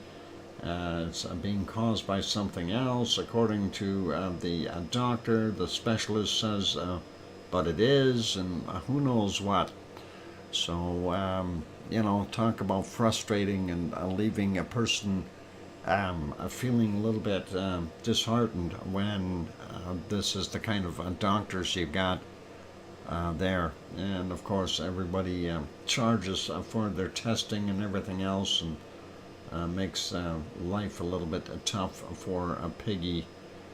So, yeah, I can understand her frustrations. Anyway, let's leave our wonderful Taupo and those areas. Let's go over to see if I'm going to try to refresh this and see if it actually has Semeru back on. Where is Semeru? Where did that go? No, not there, not there. How about this one? Refresh it, see if they put it back on. Nope, still no Semeru. So we don't get to see Semeru today. Let's go over to Japan, and I will take a look and see if we get something happening in Japan. And let's go there. Japan, and hopefully they didn't mess this up too much. Yep, I'm still relatively square in there, so yep. Unfortunately, in Japan, we don't see a heck of a lot right now. Lots of low clouds. Even if we go back to earlier in the day, there's what we were seeing at 7:11. If we go back a little bit earlier, we should see a bunch of birds. And even the birds weren't up and at it that much at 7 a.m. or even a little bit earlier there. And not sure why they're not hanging around. Maybe it's because it's a yucky day. Nobody wanted to be there. And during the night, of course, visibility was very poor, to say the least, and that is 1:30 in the morning, roughly.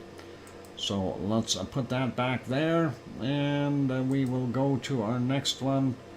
That is our shot of our ice cream boat, or a lack thereof. Even the ice cream boat isn't there today. Not good. We're not batting 100 here, guys. So going back to this one, going to make that small. Next one is the close-up shot. We don't see a darn thing on it. Let's go to Suwanoshijima.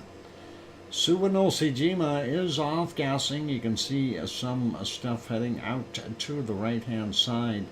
Not the normal direction that it normally goes. It usually ends up going to the east. Let's go back a little bit and see if there's more there. Rain, yep, and more smoke, so hard to tell what's actually happening. And there you can see quite a bit of rain, and looks like possibly steam coming out of the front caldera here, creating that mess. And if we go back a few more hours, and let's see, there we go, harder yet to be able to tell. And that shot is useless, and so is that. So let's put that back to live. Not going to get very much out of Suwanoshijima today. We do see it is off-gassing from the back caldera right now, going off to the right-hand side. Anyway, we'll make that one smaller, go to our next volcano. And this, of course, is Aso, and Aso is in the clouds, so that becomes pretty useless as well. Not batting 100 today whatsoever. Let's make that one smaller, go to the next one, and make it bigger. And that is Asama, and Asama is about 100 kilometers to the west of Tokyo City. and that is what it looked like at 8:19 this morning. And if we go back to a little bit earlier, still covered by clouds. So again, one of those situations where we just have horrible visibility today, and that doesn't do a lot. We can see the clouds right over top of the mountains.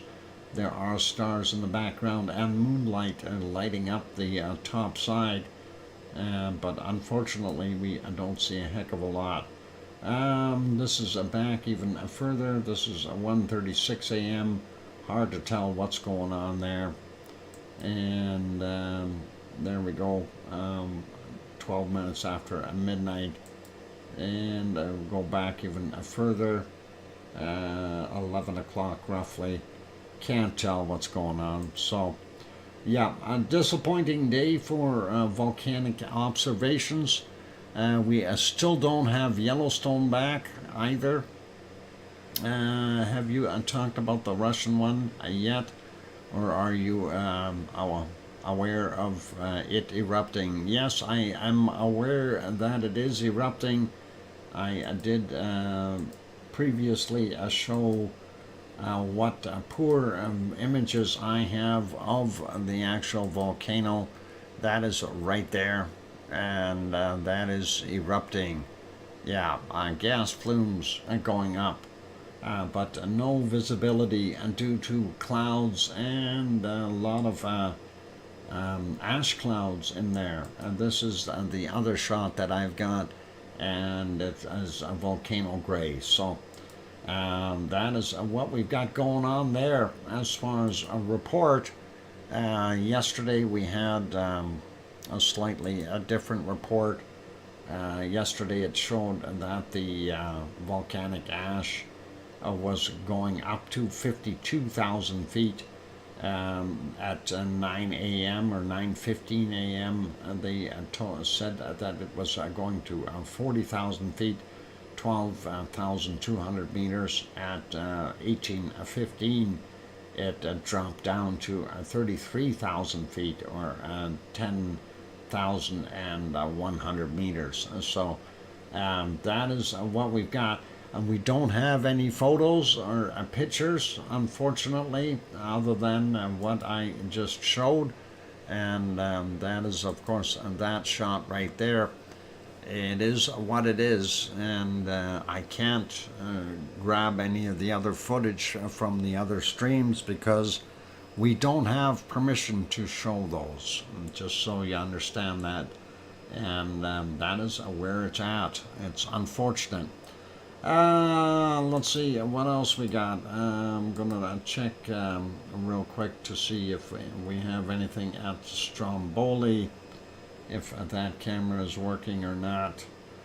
And yeah, it's a frustrating day for me here. So with you know, nothing decent showing up, really, and not that great. I don't think it's working. I gotta refresh that. Oh, yeah, not very happy day that way. Well, while we're here, we can possibly look at. No, we can't either. There you go. And that is Mount Etna. It is there. It's doing nothing. Very little off-gassing coming from Etna. Still has piles of snow on it, and that is what we've got. So not the view from the house is generally gray. Yeah, I wouldn't doubt that. Anyway, tremor activity for Etna down below the main line here. We see it as quite a ways down, so not happy, but hey, what do you do? No eruption coming anytime soon. And that's kind of what we've got going on there. Did the other one redo itself? No, it's still working. So we will likely not see anything from. I'm gonna refresh that again, see if it'll connect. It is a time for a break, yes. And yeah, we're not seeing anything from there. I'm gonna put it back on the canned lava for now, and we'll see what happens. YouTube is saying that there's 2 people in the stream right now. You know, it just makes me feel like shutting it down. But Far TV has a live stream. Okay. How are they getting it, and where are they getting it? Sharon says 29 watching. Okay, thank you, Sharon, and that is good. Because according to YouTube, I've got 2 people watching. Watching the Bruins. Okay, well, watching the Bruins isn't helping my stream any. I'm going to go take a break, you guys. I will be back. Don't go away, please, and all 2 of you. And I will be back there. Thanks.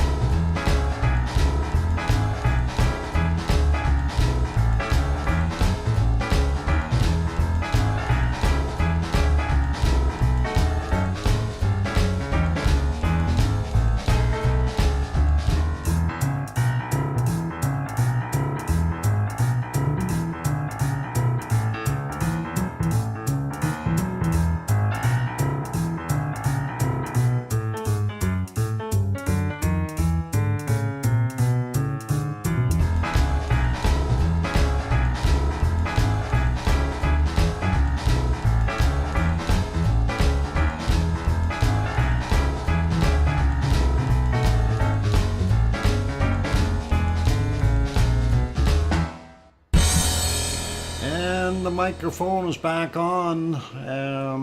Just doing a quick screenshot here. I'm going to be sending this into a YouTube with my big question of how come I'm not seeing any people in my chat. It's ridiculous. It's saying I've got 2 people here in the stream. So this is disheartening, to say the least. This is from my YouTube studio, and I have no idea if I have people in here or not, if I'm talking to myself. I see One Fish 26 is here, welcome, and Kananaska's Country, thank you, and Hermione, thank you. 30 people watching, okay. Wow.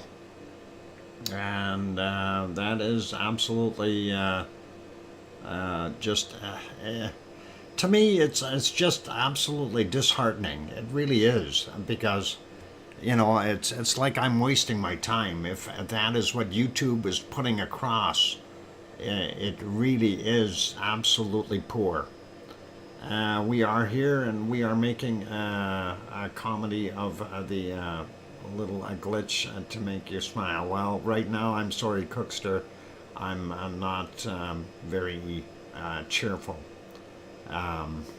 It's still cheaper to buy a 4x4 for 6 months rather than a rent. You're talking about Iceland, maybe. Yeah. Okay. Yeah, that's strange. I don't know what was with YouTube's crap. It really is ticking me off. It really is. It just doesn't work. Like, how can I have, at the beginning of the stream, how can I have negative 2 people in here? If you're at 0, how can you get to a negative number? It makes no sense whatsoever.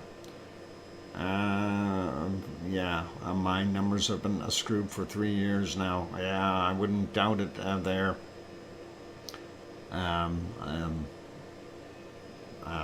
Gary. Anyway, yeah, it's like I say, it's disheartening is what it is. Let's go and take a look at the earthquakes. Maybe somebody will mention something. Anyway, Tanaga Island, we only see 1 up there in the Aleutian Islands, and the Aleutian Basin has nothing on this map. Don't be down, you are valued by clicks. Well, according to YouTube, I don't have any clicks. I've got 4 people in there. That is the way they look at it. Looking at the other ones here, let's see, this is Aniak Czech, 1 little quake there. We don't see anything at Trident, but over next to it there is some stuff going on there. Biggest one, 3.3 from yesterday at 1949, 1.1 kilometer down.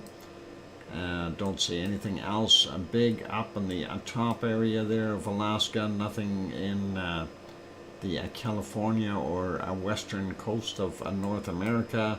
Nothing in Central America, and nothing till you get down to the bottom here. 4.6 in Chile from 10:07 a.m. 127.1 kilometers down from today. 4.3 also in Chile, 5:52 a.m. 91.5 kilometers down for that. Another 4.3 from 10:19. I won't buy a YouTube. I prefer goats. Irish Monk, thank you kindly for that wonderful super chat. I'm surprised that works. Irish Monk, thank you. and that is an awesome super chat. I do appreciate the support. Anyway, gonna keep going here. Next one over, going over to New Zealand. Of course, nothing shown on the US GS map yet. When we go to the other map, we do see the quake by Taupo.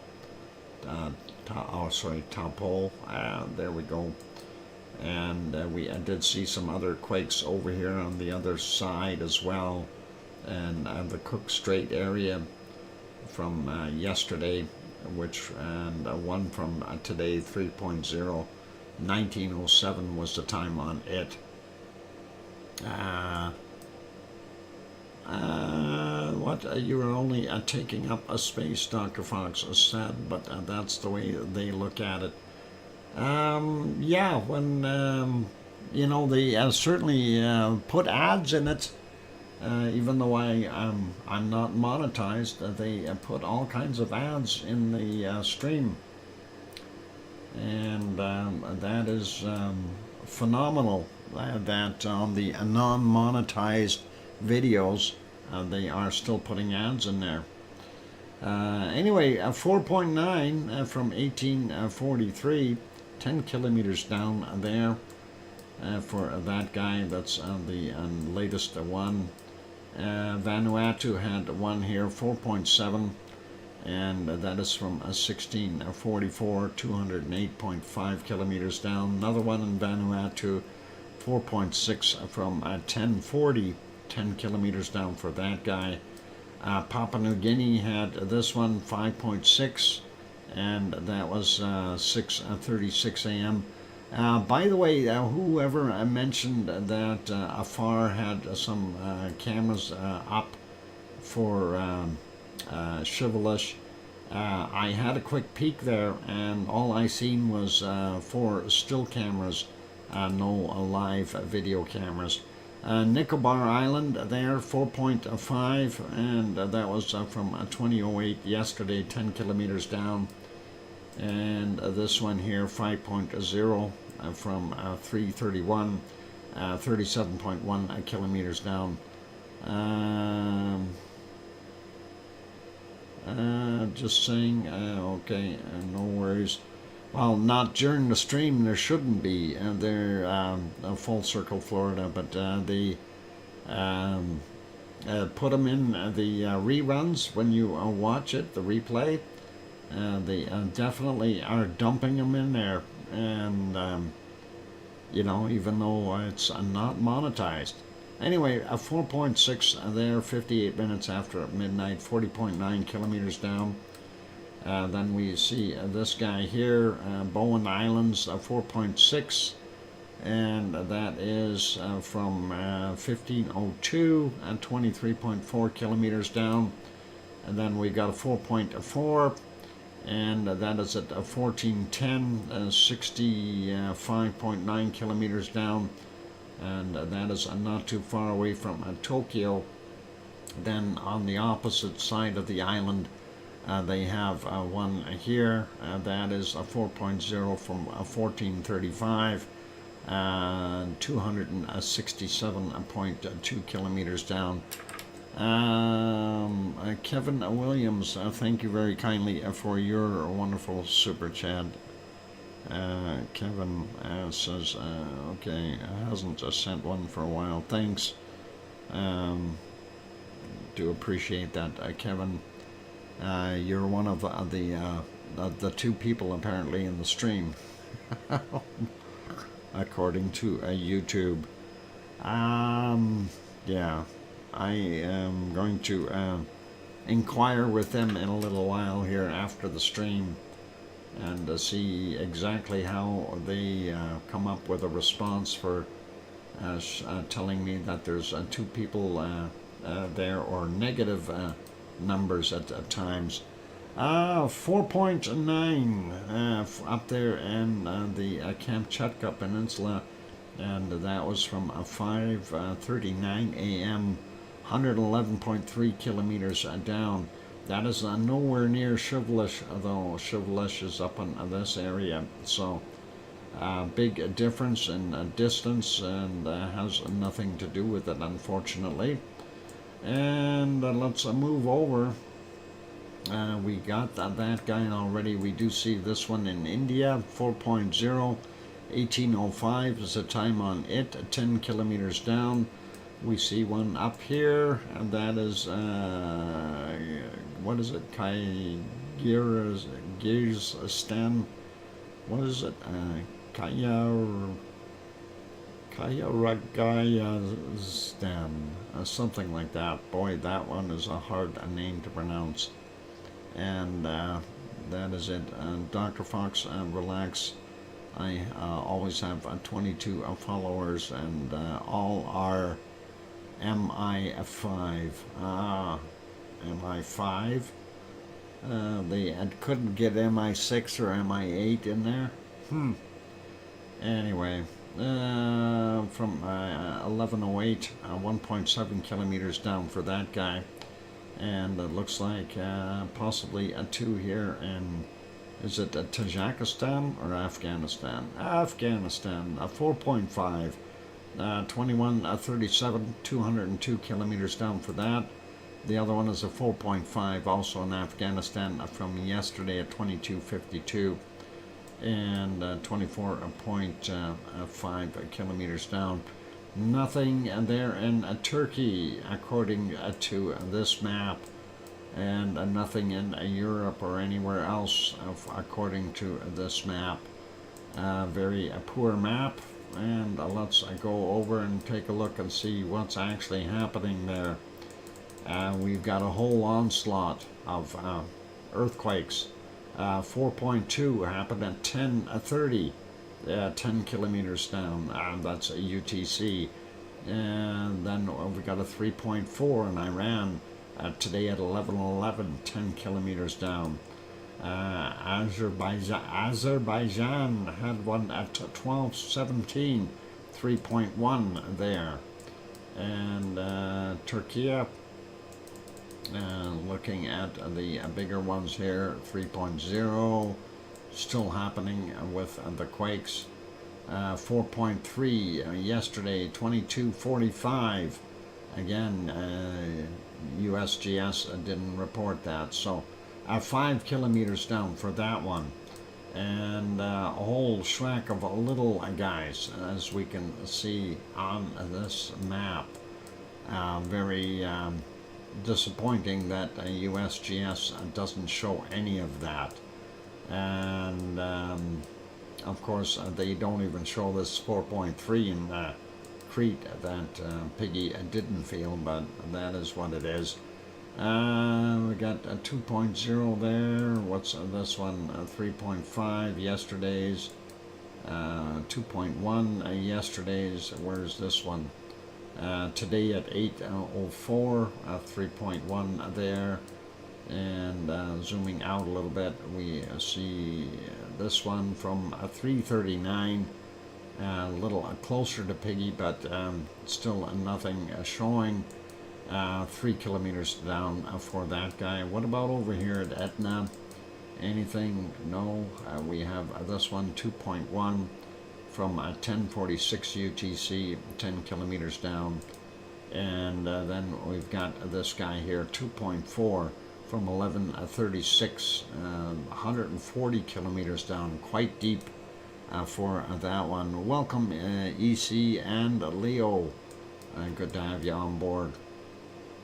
We do see one down here in Malta, south of Malta, 3.8, 16 kilometers down, 6:06 is the time on it. And a whole bunch of stuff around the gates of Gibraltar to be expected, and of course it doesn't show on the USGS map because they don't care. And there we go, we got all these little ones. That is at the end of our wonderful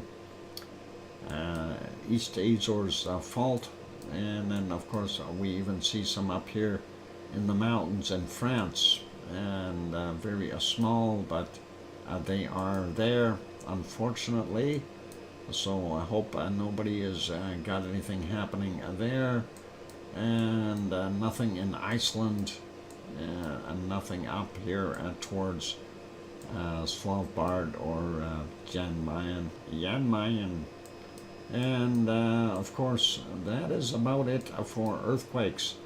We'll go back over to the USGS map, take a look at Hawaii for a second, and see if there's anything new there. Maybe they have reported something.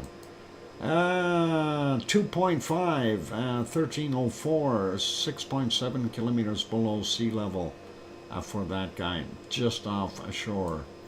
And then we see this one here for 3.4 from 4:10 a.m. 26.8 kilometers down for that one, and that is below sea level, of course. Close to our wonderful Kilauea, we have a 1.5. 13:52 is the time, and 11.3 kilometers below sea level. And then getting over into our Pahala area, very quiet, only 3 quakes showing. 1.8 from 1822, 32.7 clicks down. 4 quakes. 2.0, 1751, and that is 31.2 clicks down. Next one, 31.9 kilometers down, 2.0 from 453. And the next one here from 2.1, and that is 425, and that is from 29.9 kilometers down. That gives you Hawaii anyway, and that is all good.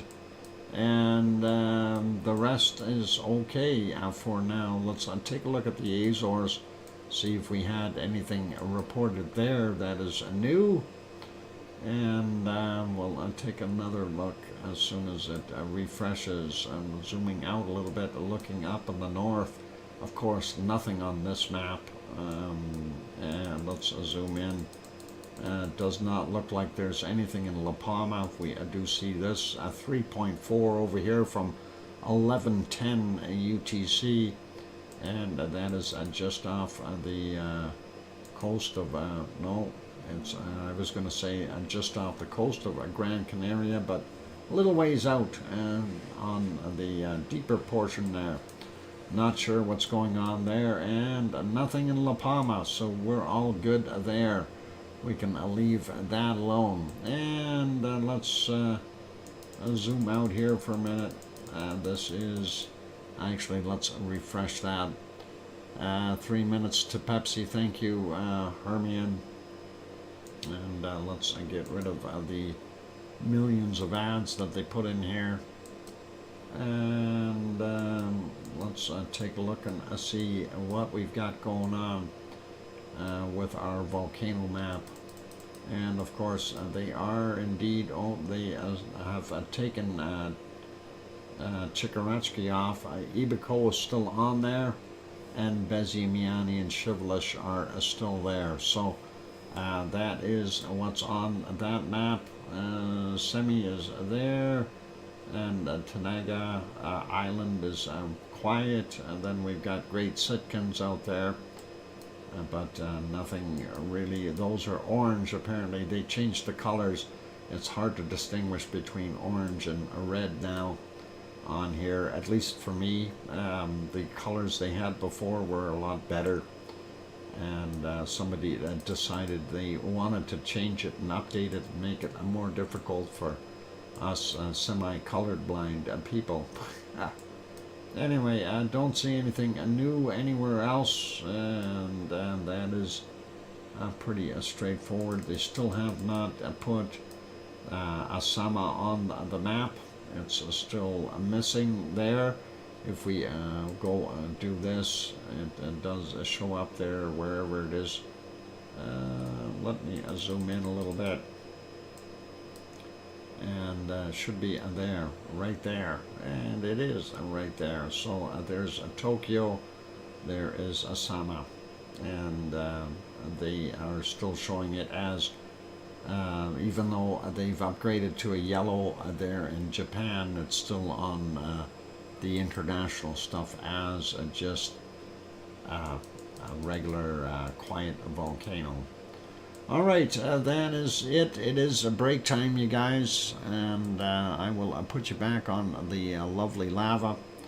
I'm gonna double check the other shots here and see if we have anything showing from Shivelish, and just confirm that all I see is volcanic ash, a gray.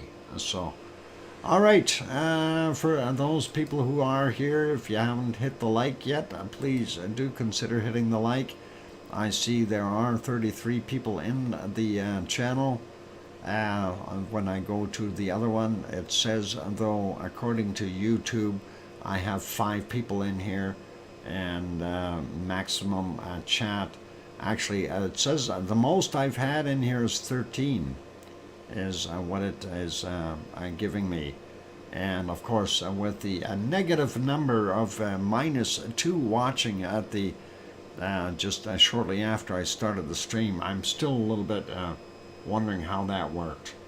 Anyway, there's that snake again, and there we go. Enjoy the snake, Leo. I'll be back. Don't go away. Thanks.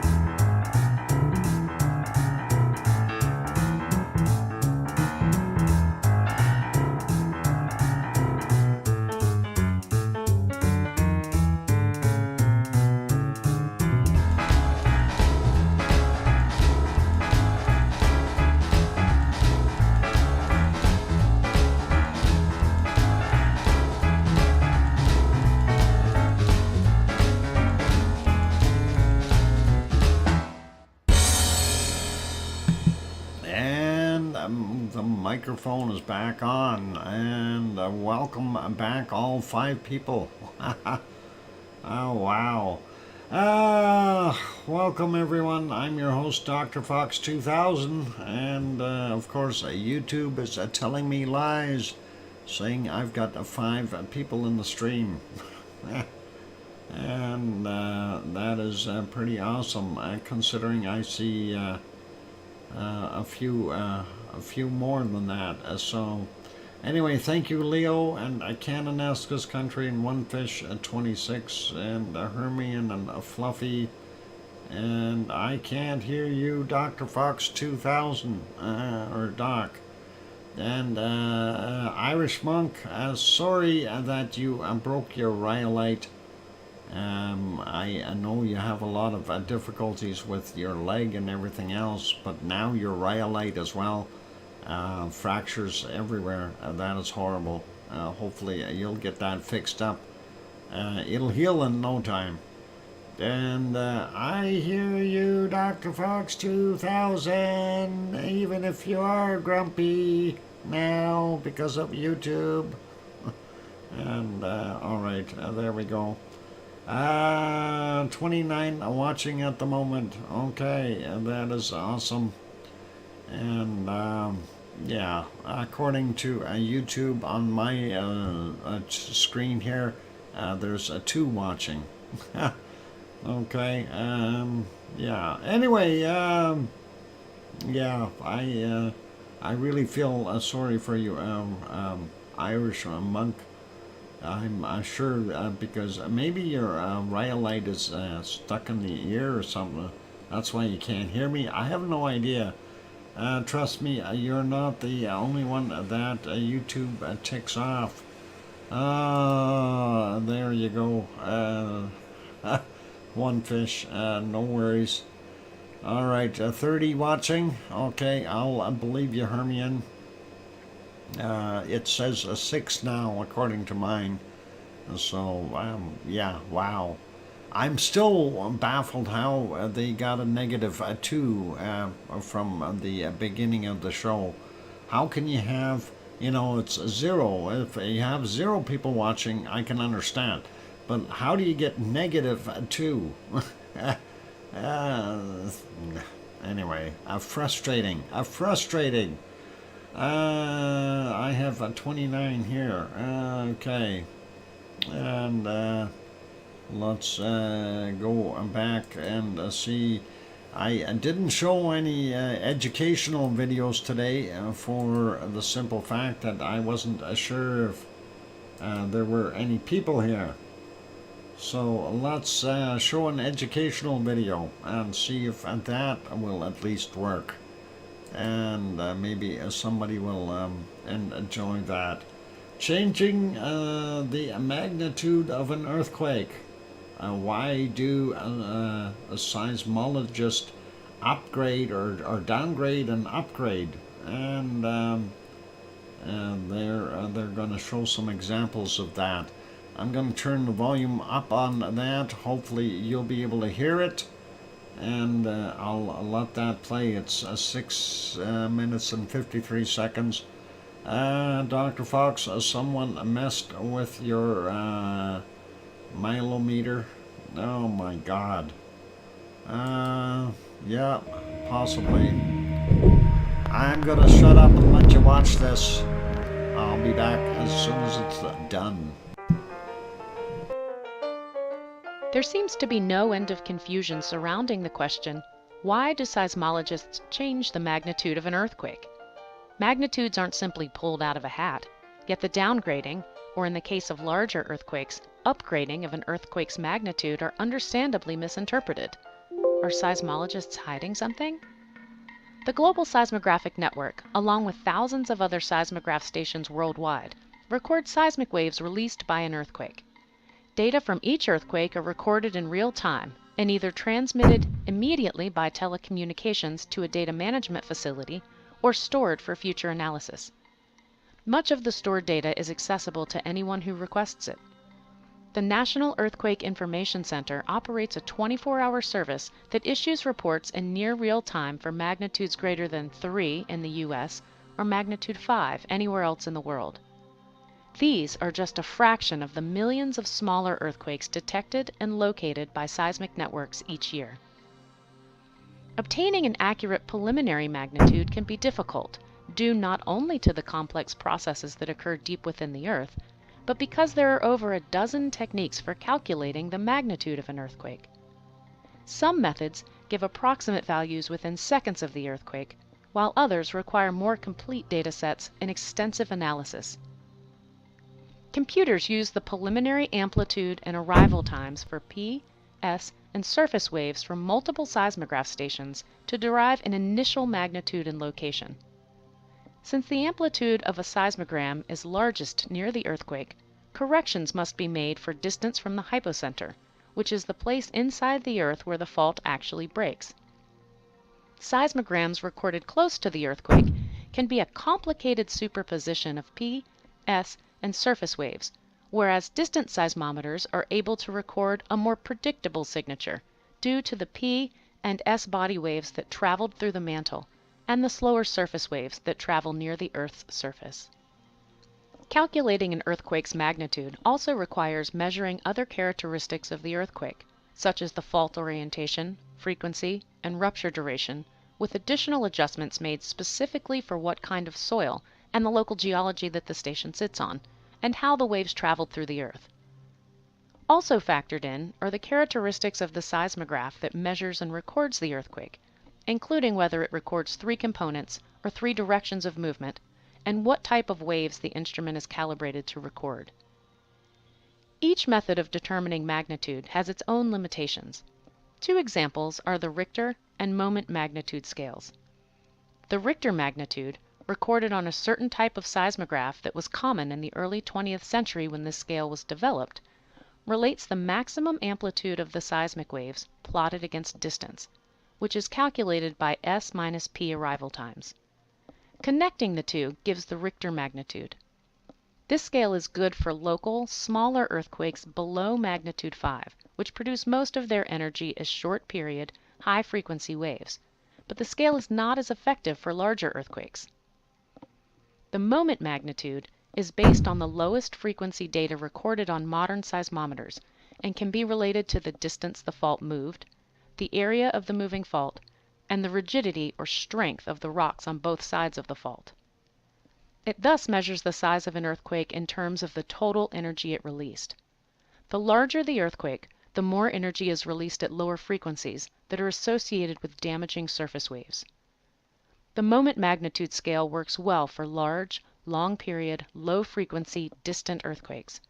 This is the most common measure for earthquakes greater than magnitude 5.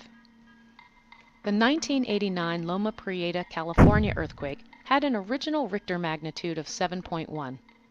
In areas where structures were built on unconsolidated sediment, the shaking was severe.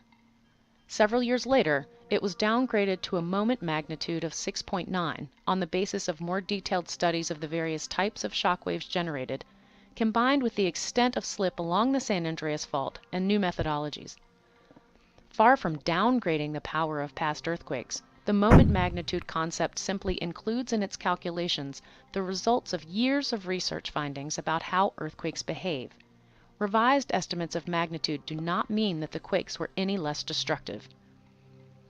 To complicate the initial magnitude picture, large earthquakes are not simply local fault breaks, but are often a cascading sequence of breaks along a long fault rupture. The Tohoku earthquake was initially reported as a magnitude 7.9. However, that was just the onset of a 500-kilometer-long rupture that was to continue for 3 minutes. It was quickly upgraded to a magnitude 8.8, then to an 8.9, and finally to a magnitude 9. 5 years later, when all the data were in, it was ultimately classified as a magnitude 9.1, the 4th largest earthquake ever recorded. The reason it took so long to determine the magnitude is because the larger the earthquake, the more complex are the seismic waves that are recorded from the earthquake. In addition, surface waves can be more prominent farther away from the earthquake, in contrast to body waves that tend to die off or attenuate at greater distances from the hypocenter. Determining an earthquake's exact magnitude once took weeks, But now, seismologists, using sophisticated computers, can crunch the data in minutes to hours for small quakes and hours to days or weeks for great earthquakes. Remember, if you see different magnitudes reported for the same earthquake, it's important to note that sometimes what appears to be a smaller magnitude may actually be a different magnitude scale. In closing, part of the confusion about magnitude lies in the fact that every earthquake has one magnitude, but many different intensities.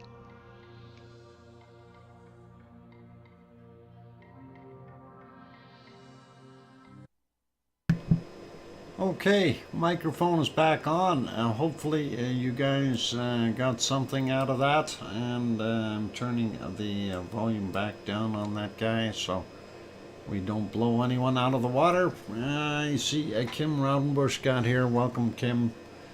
And yeah, I think that's pretty interesting. Quick peek. There is our updated shot of why is that not in the right place now? Hang on, let's see. Oh, I'm on the wrong channel. There we go. Wrong scene. That is what we're seeing right now at Shivelish. This is the other screen. So yeah, Shivelish not showing a heck of a lot. Still a lot of plumes of ash and nothing more from our perspective.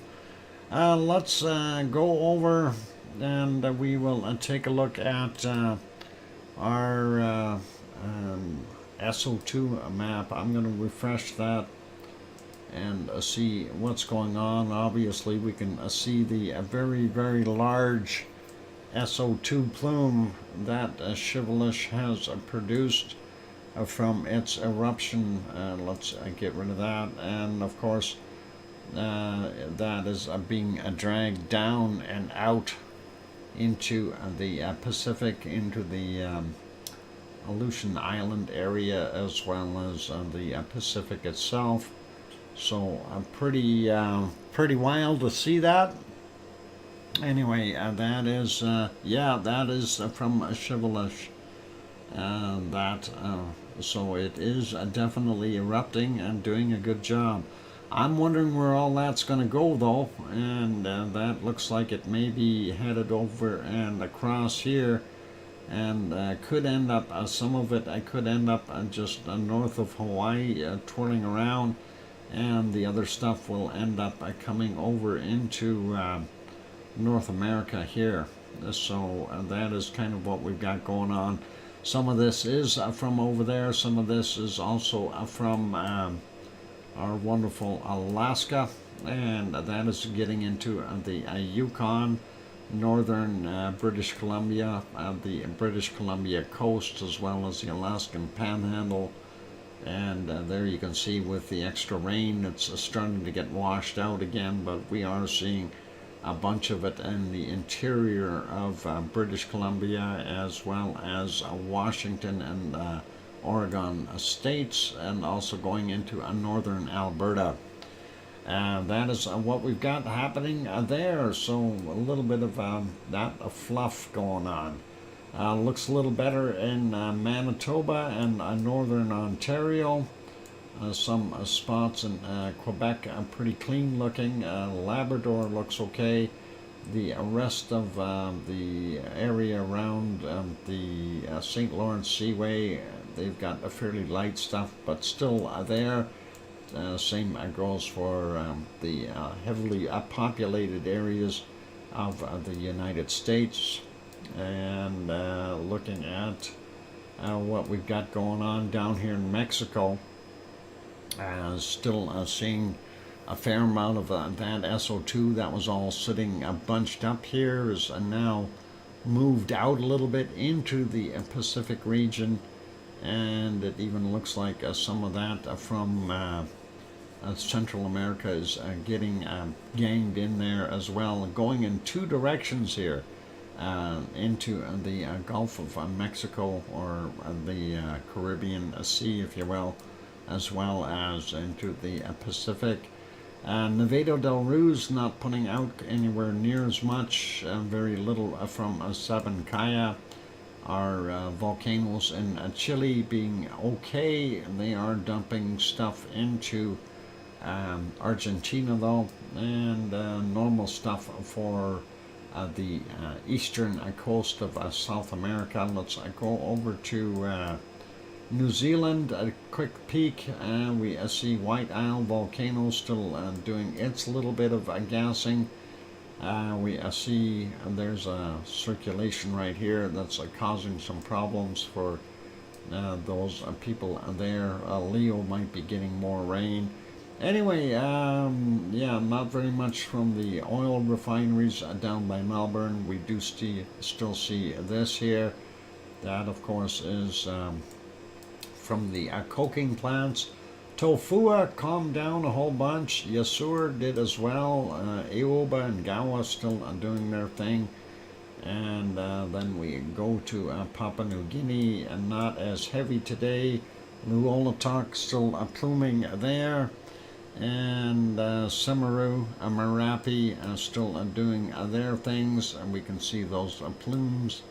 And a little bit coming from Krakatau, and of course a lot from Jakarta, and then of course still seeing some from Kerinci and Marapi, not Marapi but Marapi, and then Sinabung up here doing its thing.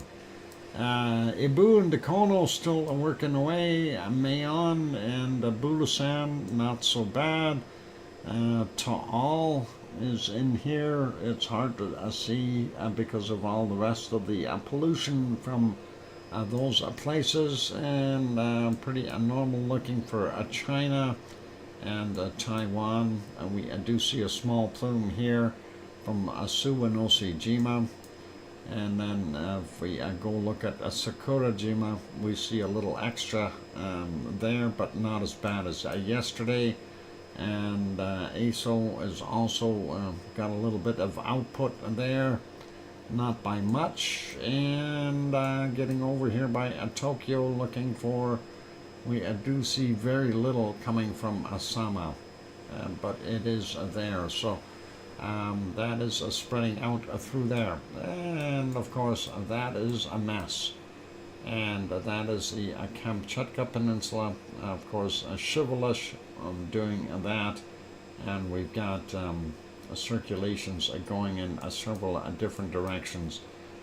Quick peek here, South Africa still smelting gold, and DR Congo area still has a couple of volcanoes producing stuff, and going over looking for, we don't see anything coming out of Erta Ale, very, very little, if any.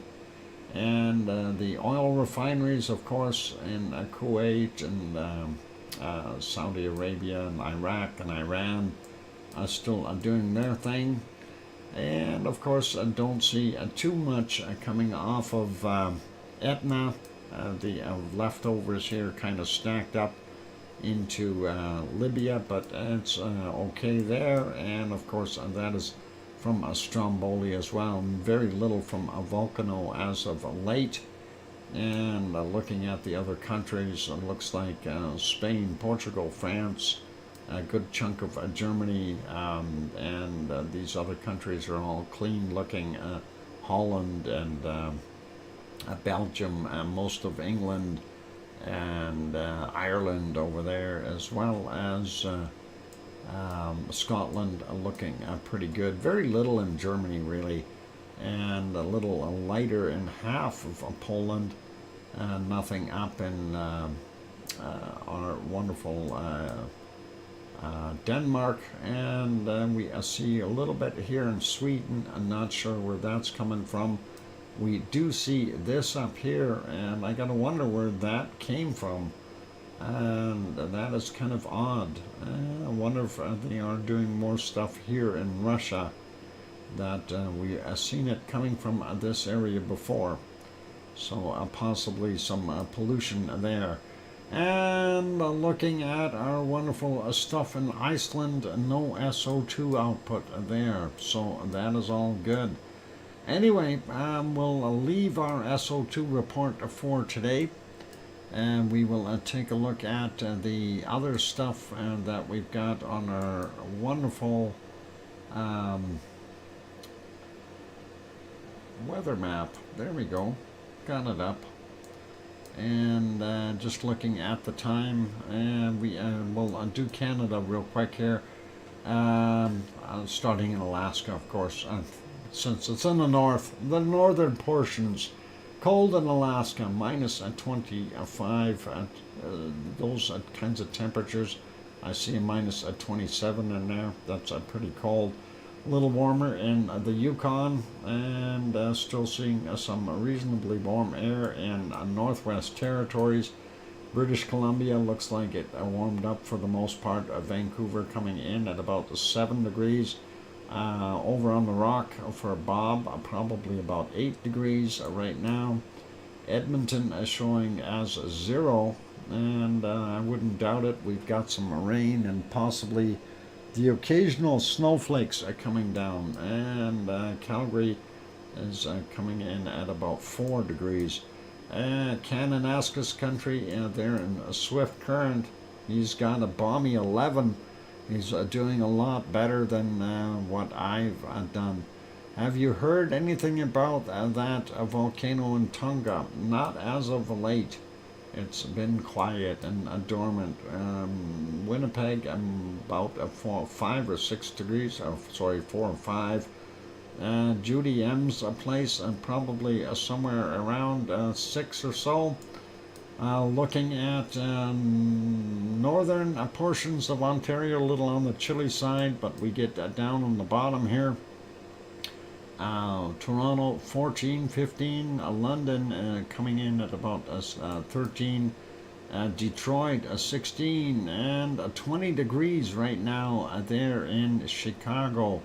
And even over here near Milwaukee, they got 19 degrees, and that is pretty wild to see those temperatures. Nice to have them up there. Montreal 13 degrees, 9, 10, 13, depending on where you hold your hamster, and about 5 or so there in Quebec. Looks like Halifax coming in at about a 9 or 10. Cole Harbour be about the same, 9 or 10. A little cooler out in Newfoundland, but not by much, -1 in some spots. Avalon Peninsula about 1 or 2. Northern portions here real quick, looking at 1 or 2 for most of Labrador till you get up in the north, and then we're seeing down to about -7. Northern Quebec still getting some very cold temps at -11. I seen a 12 in there for a second as well. So that is what we've got. It is time for a break. We'll come back after the break and do the United States of America and head south, and we'll see. Right now I'm already looking. Looks like Phoenix at 31, Mexicali coming in at 30, and wow, some awesome temperatures. Yeah, Death Valley possibly about 34, 35 degrees Celsius might be the hot spot for today. Anyway, let's put you back over onto some lovely lava. I'll leave that on for the duration of the break, and we'll turn that music on. Why is that so loud? Oh, there we go. I turned my volume down. All right. Yeah, it says I got 3 people in here. Oh, hang on, 27. All right, I'll be back. Don't go away. Thanks.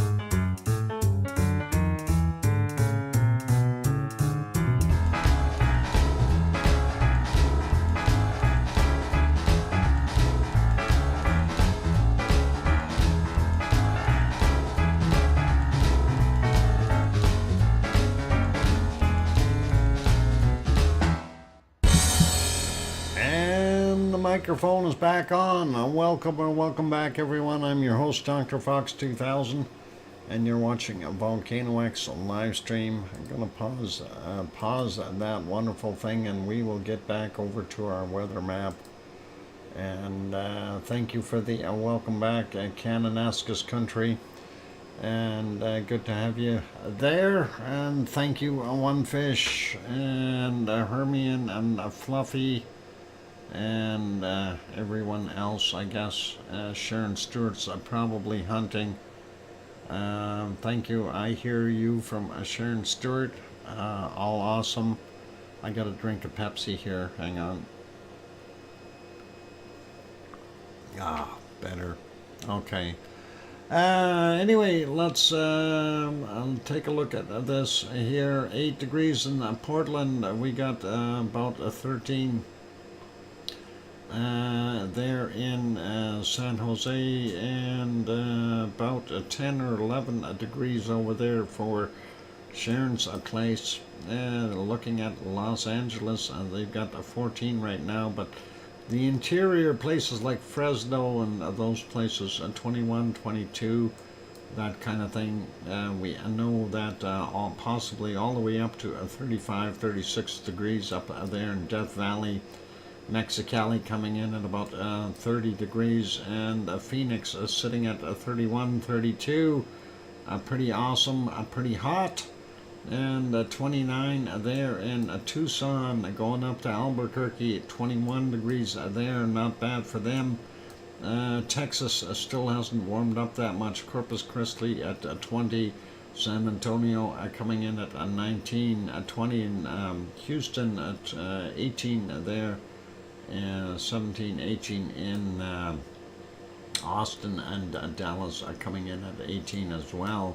Little Rock, Arkansas, just to peak there, 18. Oklahoma City at 19. And we're seeing about 19 there in New Orleans. Still not that warm. Miami, only at 21, 22, 23, depending on where you hold the hamster. Orlando, about 19, 20. Jacksonville, about 17. Looking at Atlanta, we got a 15 there. Charlotte, North Carolina, 14. Grandma B's house, about 14 or so there as well. 13 for Virginia Beach, going up to Philadelphia, 15. New York is 19. Wow. And Boston is sitting at 18. Hot times for those guys. Quick peek, Cancun at 24.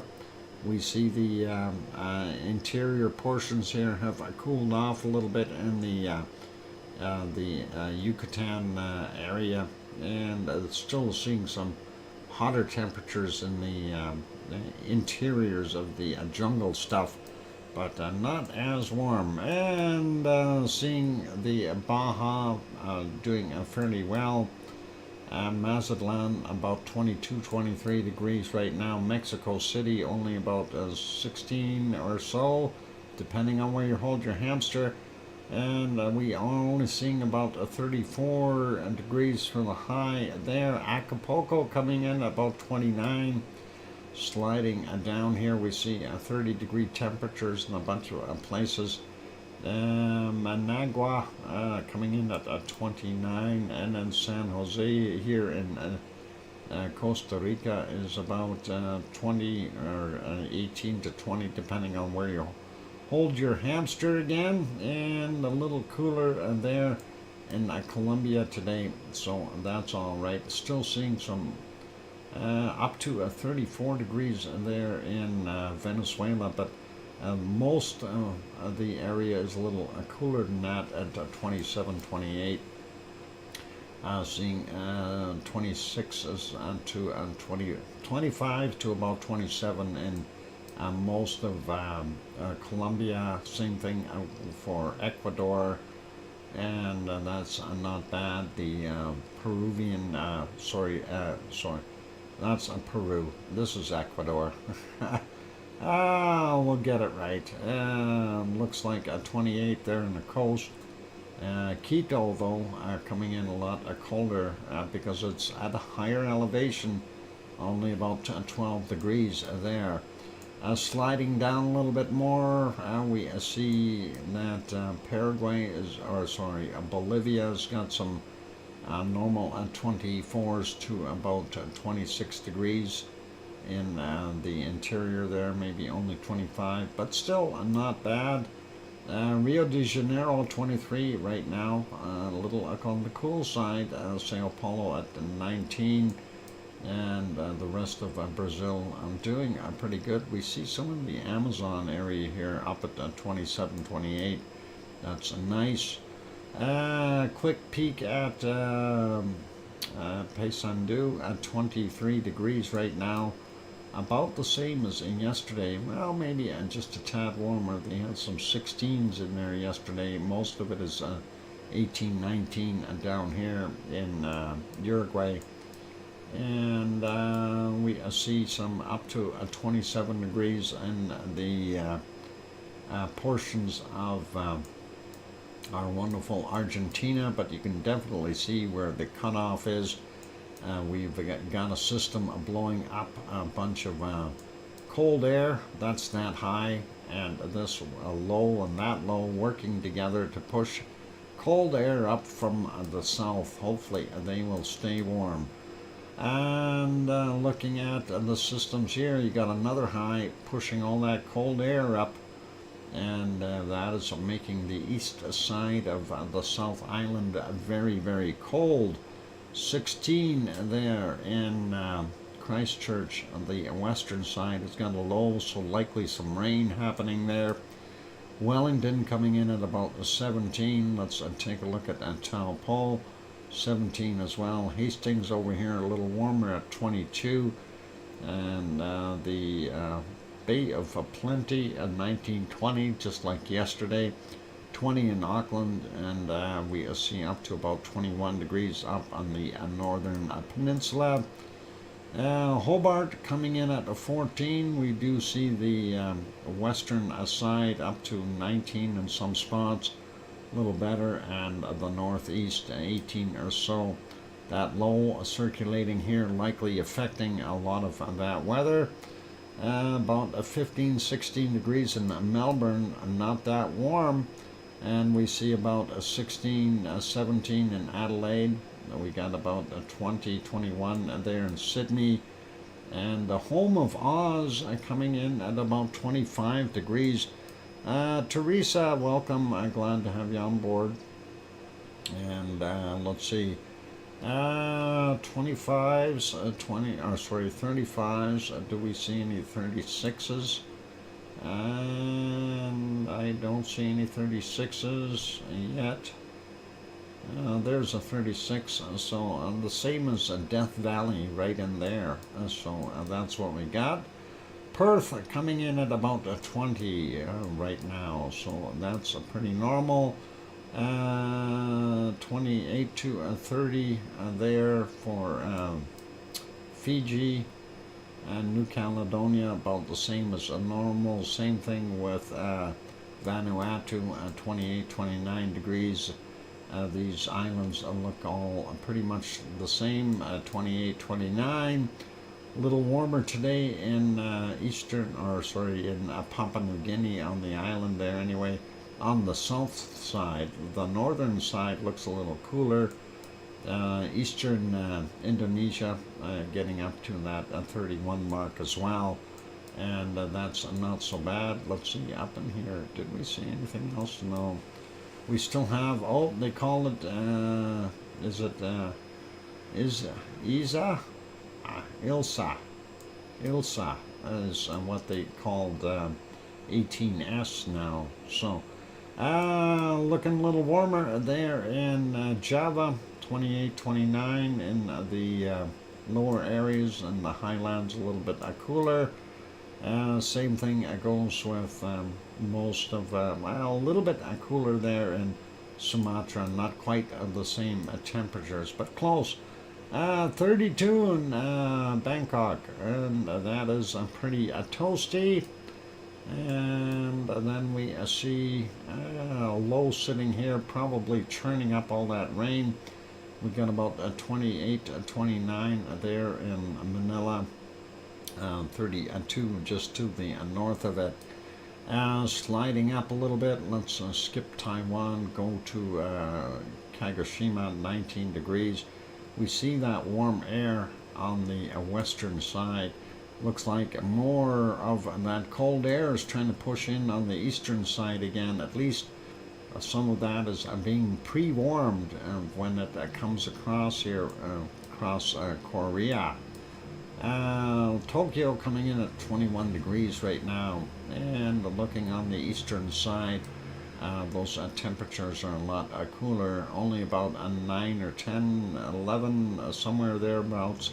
In Sapporo, there's another low sitting right there. And here you've got that nasty low, and of course on the Kamchatka Peninsula, minus 17 is about the lowest, and plus 3 or so is about the highest that we see on there. Likely good conditions for more snow, maybe even a volcano eruption. And we see 23 to 27 degrees in Sri Lanka. Delhi coming in at about 23 right now. They are definitely warming up. Jakarta coming in at 27. And looking at Cape Town, only a 14, 15 today. And pretty normal there for Madagascar. Southern Central Africa looks pretty normal, maybe a little on the cool side even. And looking at the southern portions of the Sahara Desert, is starting to hold those temperatures, high 20s to low 30s. Still see very cold temps here in Morocco, as well as Algeria, Tunisia, and back to colder stuff in Libya, as well as Egypt. Only 11 in Cairo right now. We see UAE is picking up 26 and 27 in some spots, 24 about the lowest. So they're starting to get some warmth in there. That is good. And Yemen a little on the cool side in the highlands, but not bad. And southern Saudi Arabia, 27 to roughly somewhere there, and a little cooler the further north you go. Baghdad coming in at 19 right now. Basra is 22, 23. Looking at Turkey, and looks like their cold is starting to dissipate. They keep getting more of that warmer air pushing up in there. Adana still only at 12 today. Piggy's Place coming in at about 14 or so. And let's see what we got there in Athens is about 11 degrees. Not so good. And taking a look at Rendanzo, they are up to a 6 or 7. That's a little better than what they've had in the last little while. We do see all of the edges of Sicily starting to warm up. Naples coming in at about 13, 14, and then we've got Rome coming in at about 9. Milano up here 11. And let's go over to Spain and see if that is looking any better. Yep, a little bit. And we see 15 in Lisbon, 14 in Madrid. Aurelio's house only 9 still. Hope it gets warmer. And looking at France has still got some cold temps there in the southern portions. Nantes getting up to 12 right now. It's nighttime temperatures also. Please remember that. 10 in Paris. And Munich coming in at 4 degrees. Frankfurt coming in at 8. Cologne making it to 8. Yvonne Kunkel's house 8. OFU Lux has got about 6 degrees there in Luxembourg. Brussels sitting at 8 as well. Amsterdam about 8 degrees. So that's kind of what we got there. Berlin a little cooler at 3. Hamburg sitting at 3 as well. Copenhagen coming in at a 4. Aarhus about a 4 or 5, depending on where you hold your hamster again. Oslo doing better today at 3. Stockholm 4. St. Petersburg 3. And Moscow coming in at 3. Let's get over to England real quick. And 8 degrees in England. Wow. And that is all right. Leeds coming in at 4. We do see it's a little cooler in Wales. And we see up here, and boy, there's that low. That is making the wind move fast. And that'll be going across Ireland and Scotland. So Glasgow 3, and Aberdeen is 6. Dublin coming in at about 3. Irish Monk's House somewhere around 4 degrees Celsius right now, so hopefully that is okay. What? No buffering? You wait. We'll make it buffer. Hang on. Was Kim Raudenbush here yet? Only 1 degree there in Reykjavik, and 1 or 2 depending on where you point, but that is what they've got for temperatures. Let's go over and take a look at the precipitation, and we are going to keep going, and let's take a look and see what we've got. It looks like Alaska's got a bunch, and that low is pushing that in and creating all kinds of snow. Here's our snowy, rainy weather. That's over Alberta. We do see some rain on Vancouver Island, the low sitting out and just off the coast there. And I don't know if Bob is getting any of that. Are you getting any snow or rain, Bob? It looks like you'd be dry right now down there. And we are looking at the interior of British Columbia. Yep, all kinds of snow happening there. Sun there, okay, cool. And looks like Northwest Territories, Northern Alberta, snow as well. Saskatchewan and central and northern areas, some snow and ice rain in a couple of spots. And that rain also getting all the way over into Manitoba. Northern Ontario looks pretty good, and not bad down on the lower portions of Ontario.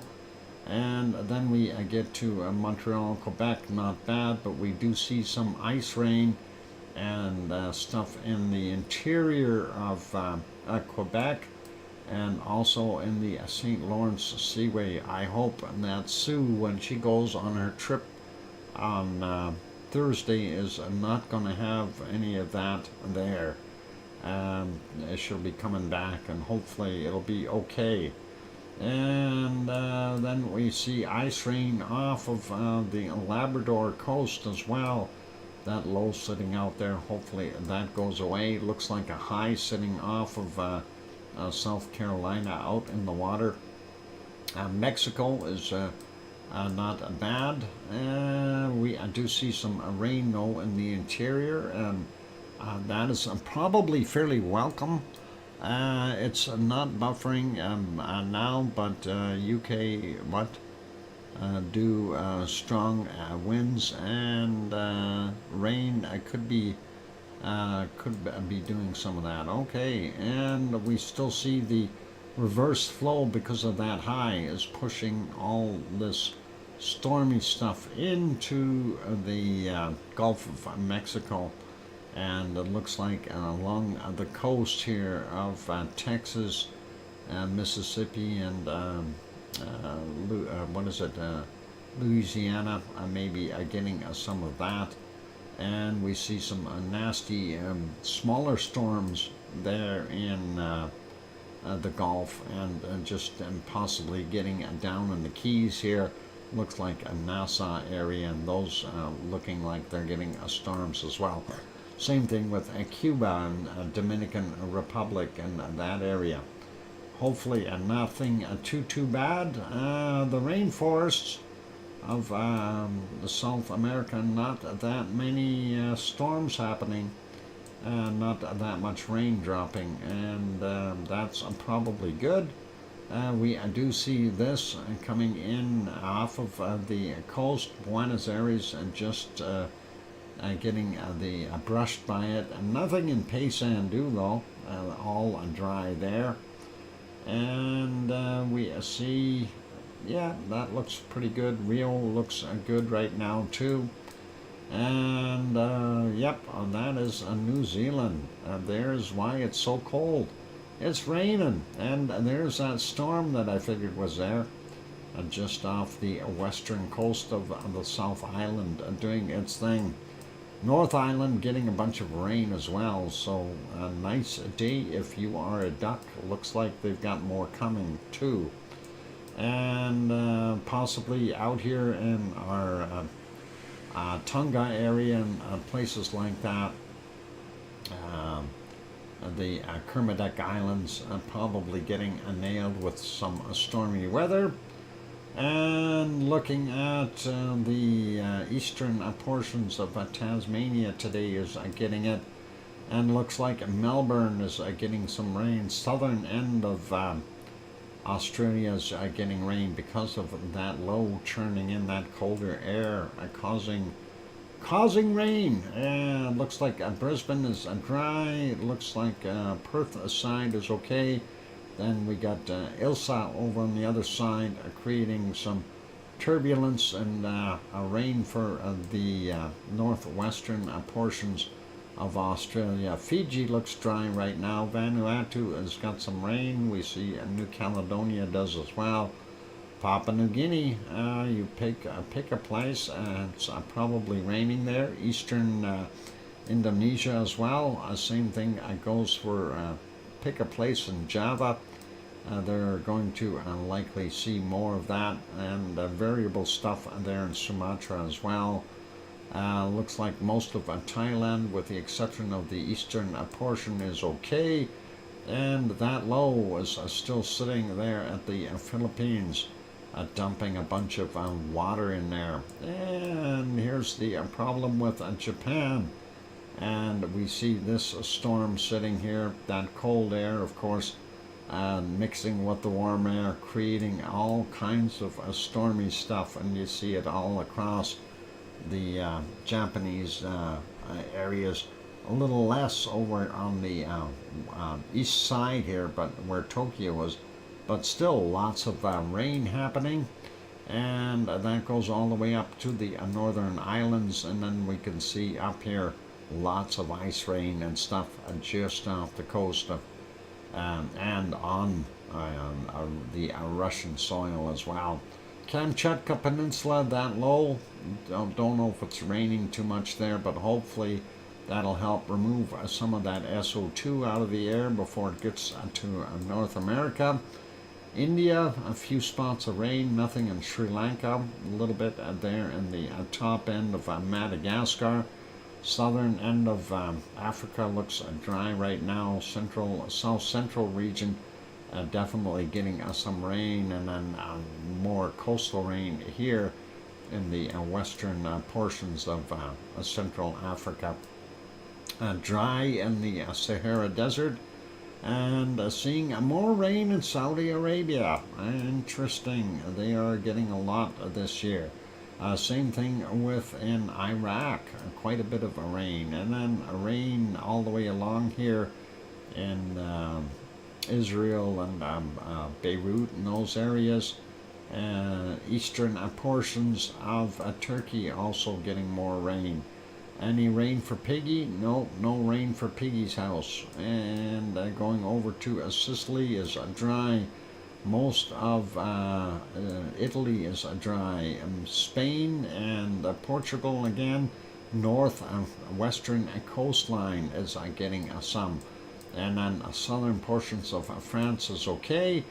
The northern part though are getting nailed, and that goes all the way across Belgium and Holland and the western portions of Germany as well. And seeing variable spots there in England Looks like some snow and rain mix in Wales, and getting up on the top end where that low is sitting in Scotland is just pouring and snowing and all kinds of things. And we see another low twirling here. It almost looks like there's three of them. It looks like right there, and right here. And so Irish Monk is getting some of that wetness as well. Nothing up here though.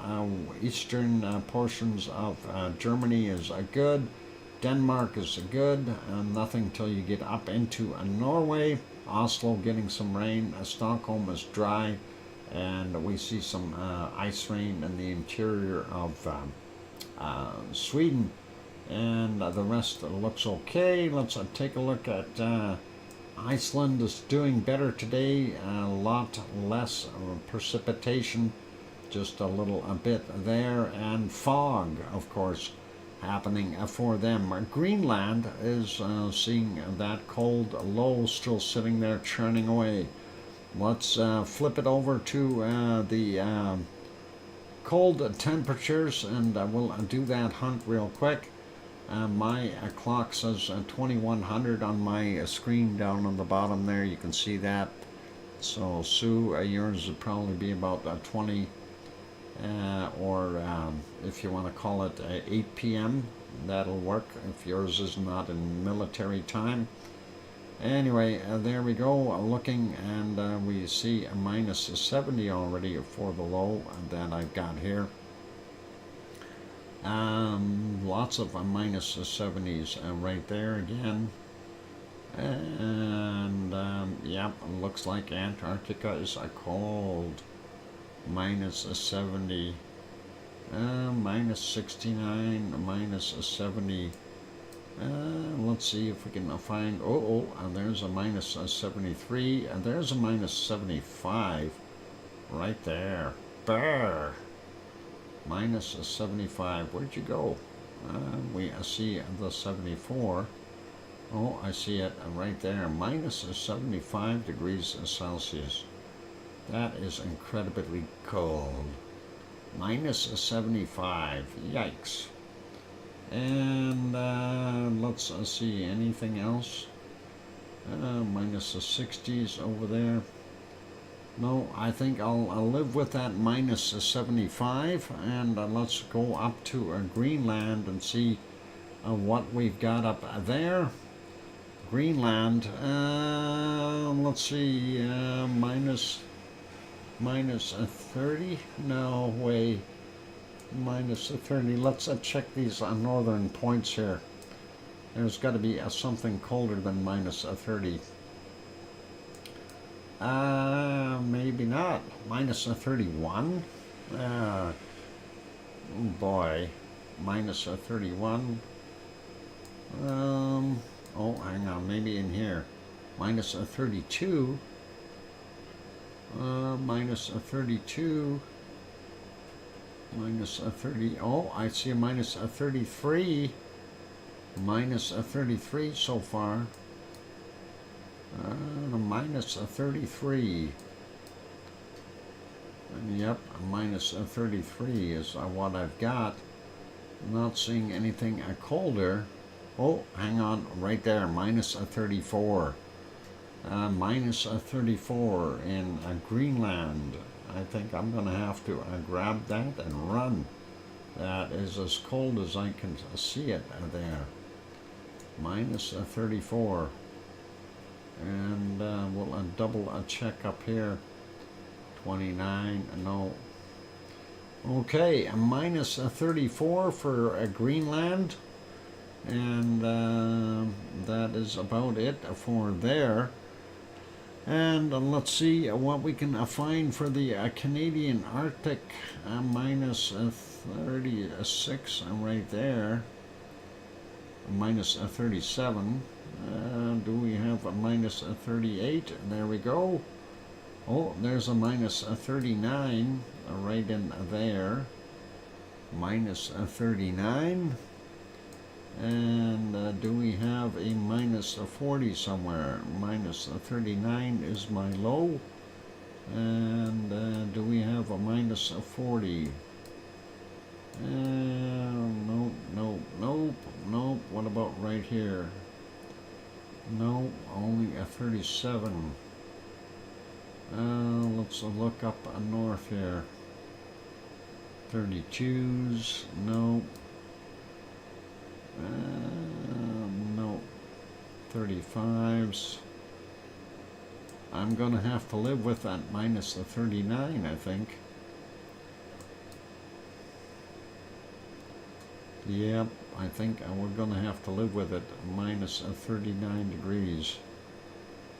That's only a 37 there, 36, 38.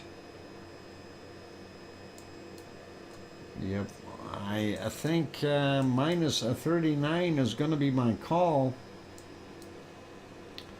And that is what we've got, minus 39 right in there.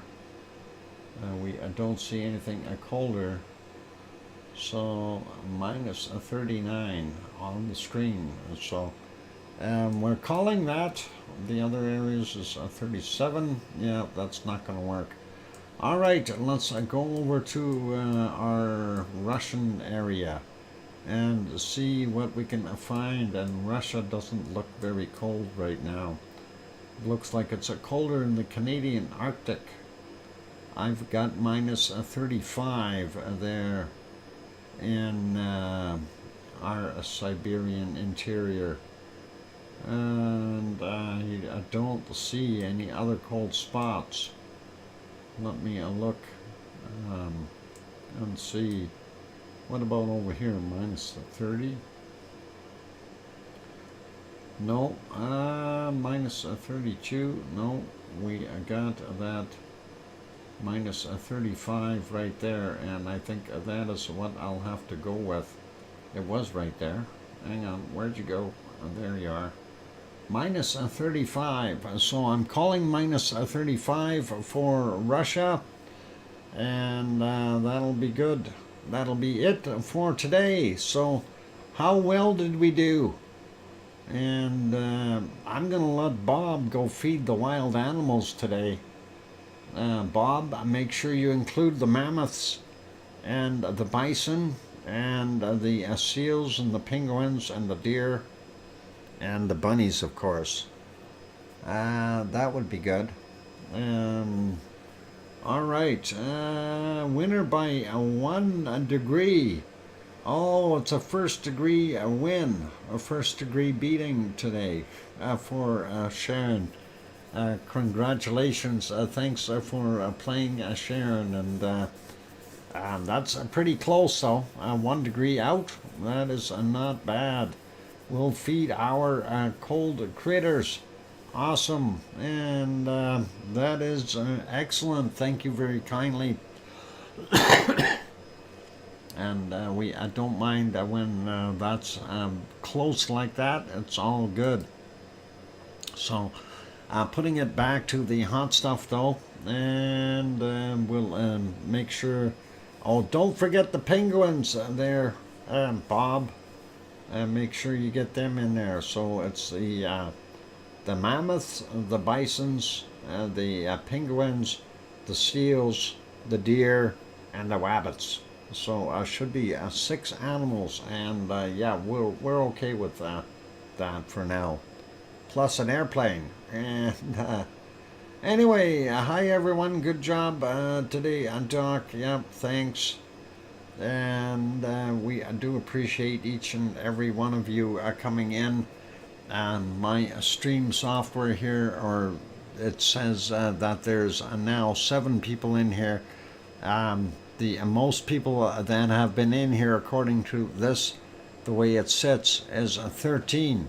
As just absolutely crazy, considering YouTube is being really dumb with their stuff today. You know, and when I say dumb, how can you have, when you start your stream out, you go up from 0 to about 4 or 5 people, and then it drops back down and it says you have -2 people. instead of stopping at 0, if there's nobody there, you have 0. But how do you get -2? And, they wonder why some of us get a little ticked off at the YouTube. Anyway, all good. And I'm not sure if Bob is unloading the aircraft or what he's doing there, but we'll have to maybe fly our own up there if he can't get those. Thanks everyone for being here. I want to say a big thank you to the moderators, of course. Arizona Snowman, Piggy, C&D Boy, and 24 in here now. Okay, thanks Teresa. And also, who else? Gary 24/7 Live, VZ Skies. And I do see 86 likes, Teresa. That's incredible. So that's all good. Thanks, Mona, as well as Lucas Snow and Joseph of Fields, Texas. Thanks. And that is all good. Big thank you to our super chatters. Irish Monk, thank you very kindly. And Kevin Williams, thank you very kindly. I do appreciate that. And that is all good. So on those big terms and lumps there. Okay, I've got somebody sending me emails now. That's getting in my way. I'm trying to read things. All right, there we go. Yeah, a bon voyage for the airdrop. You're going to get all of those. Thanks, Sharon. That is cool. Anyway, time to basically shut things down. So please, everyone, take care of yourselves. Be good, be kind, and of course, stay safe. And most of all, please tell your loved ones that you love them tonight, for tomorrow is never promised. I'm your host, DrFox2000, here in Edmonton, Alberta, Canada, and we'll see everyone tomorrow, hopefully, if YouTube cooperates. Apparently, it's saying I'm down to 3 people again. That is just incredible, that YouTube software. Just drives me crazy. It just makes me wonder if I'm talking to myself, right? Anyway, be good and take care, everyone. We'll see you all tomorrow, and hopefully YouTube will get their stuff working. Have a good night, and again, take care. Oink, oink.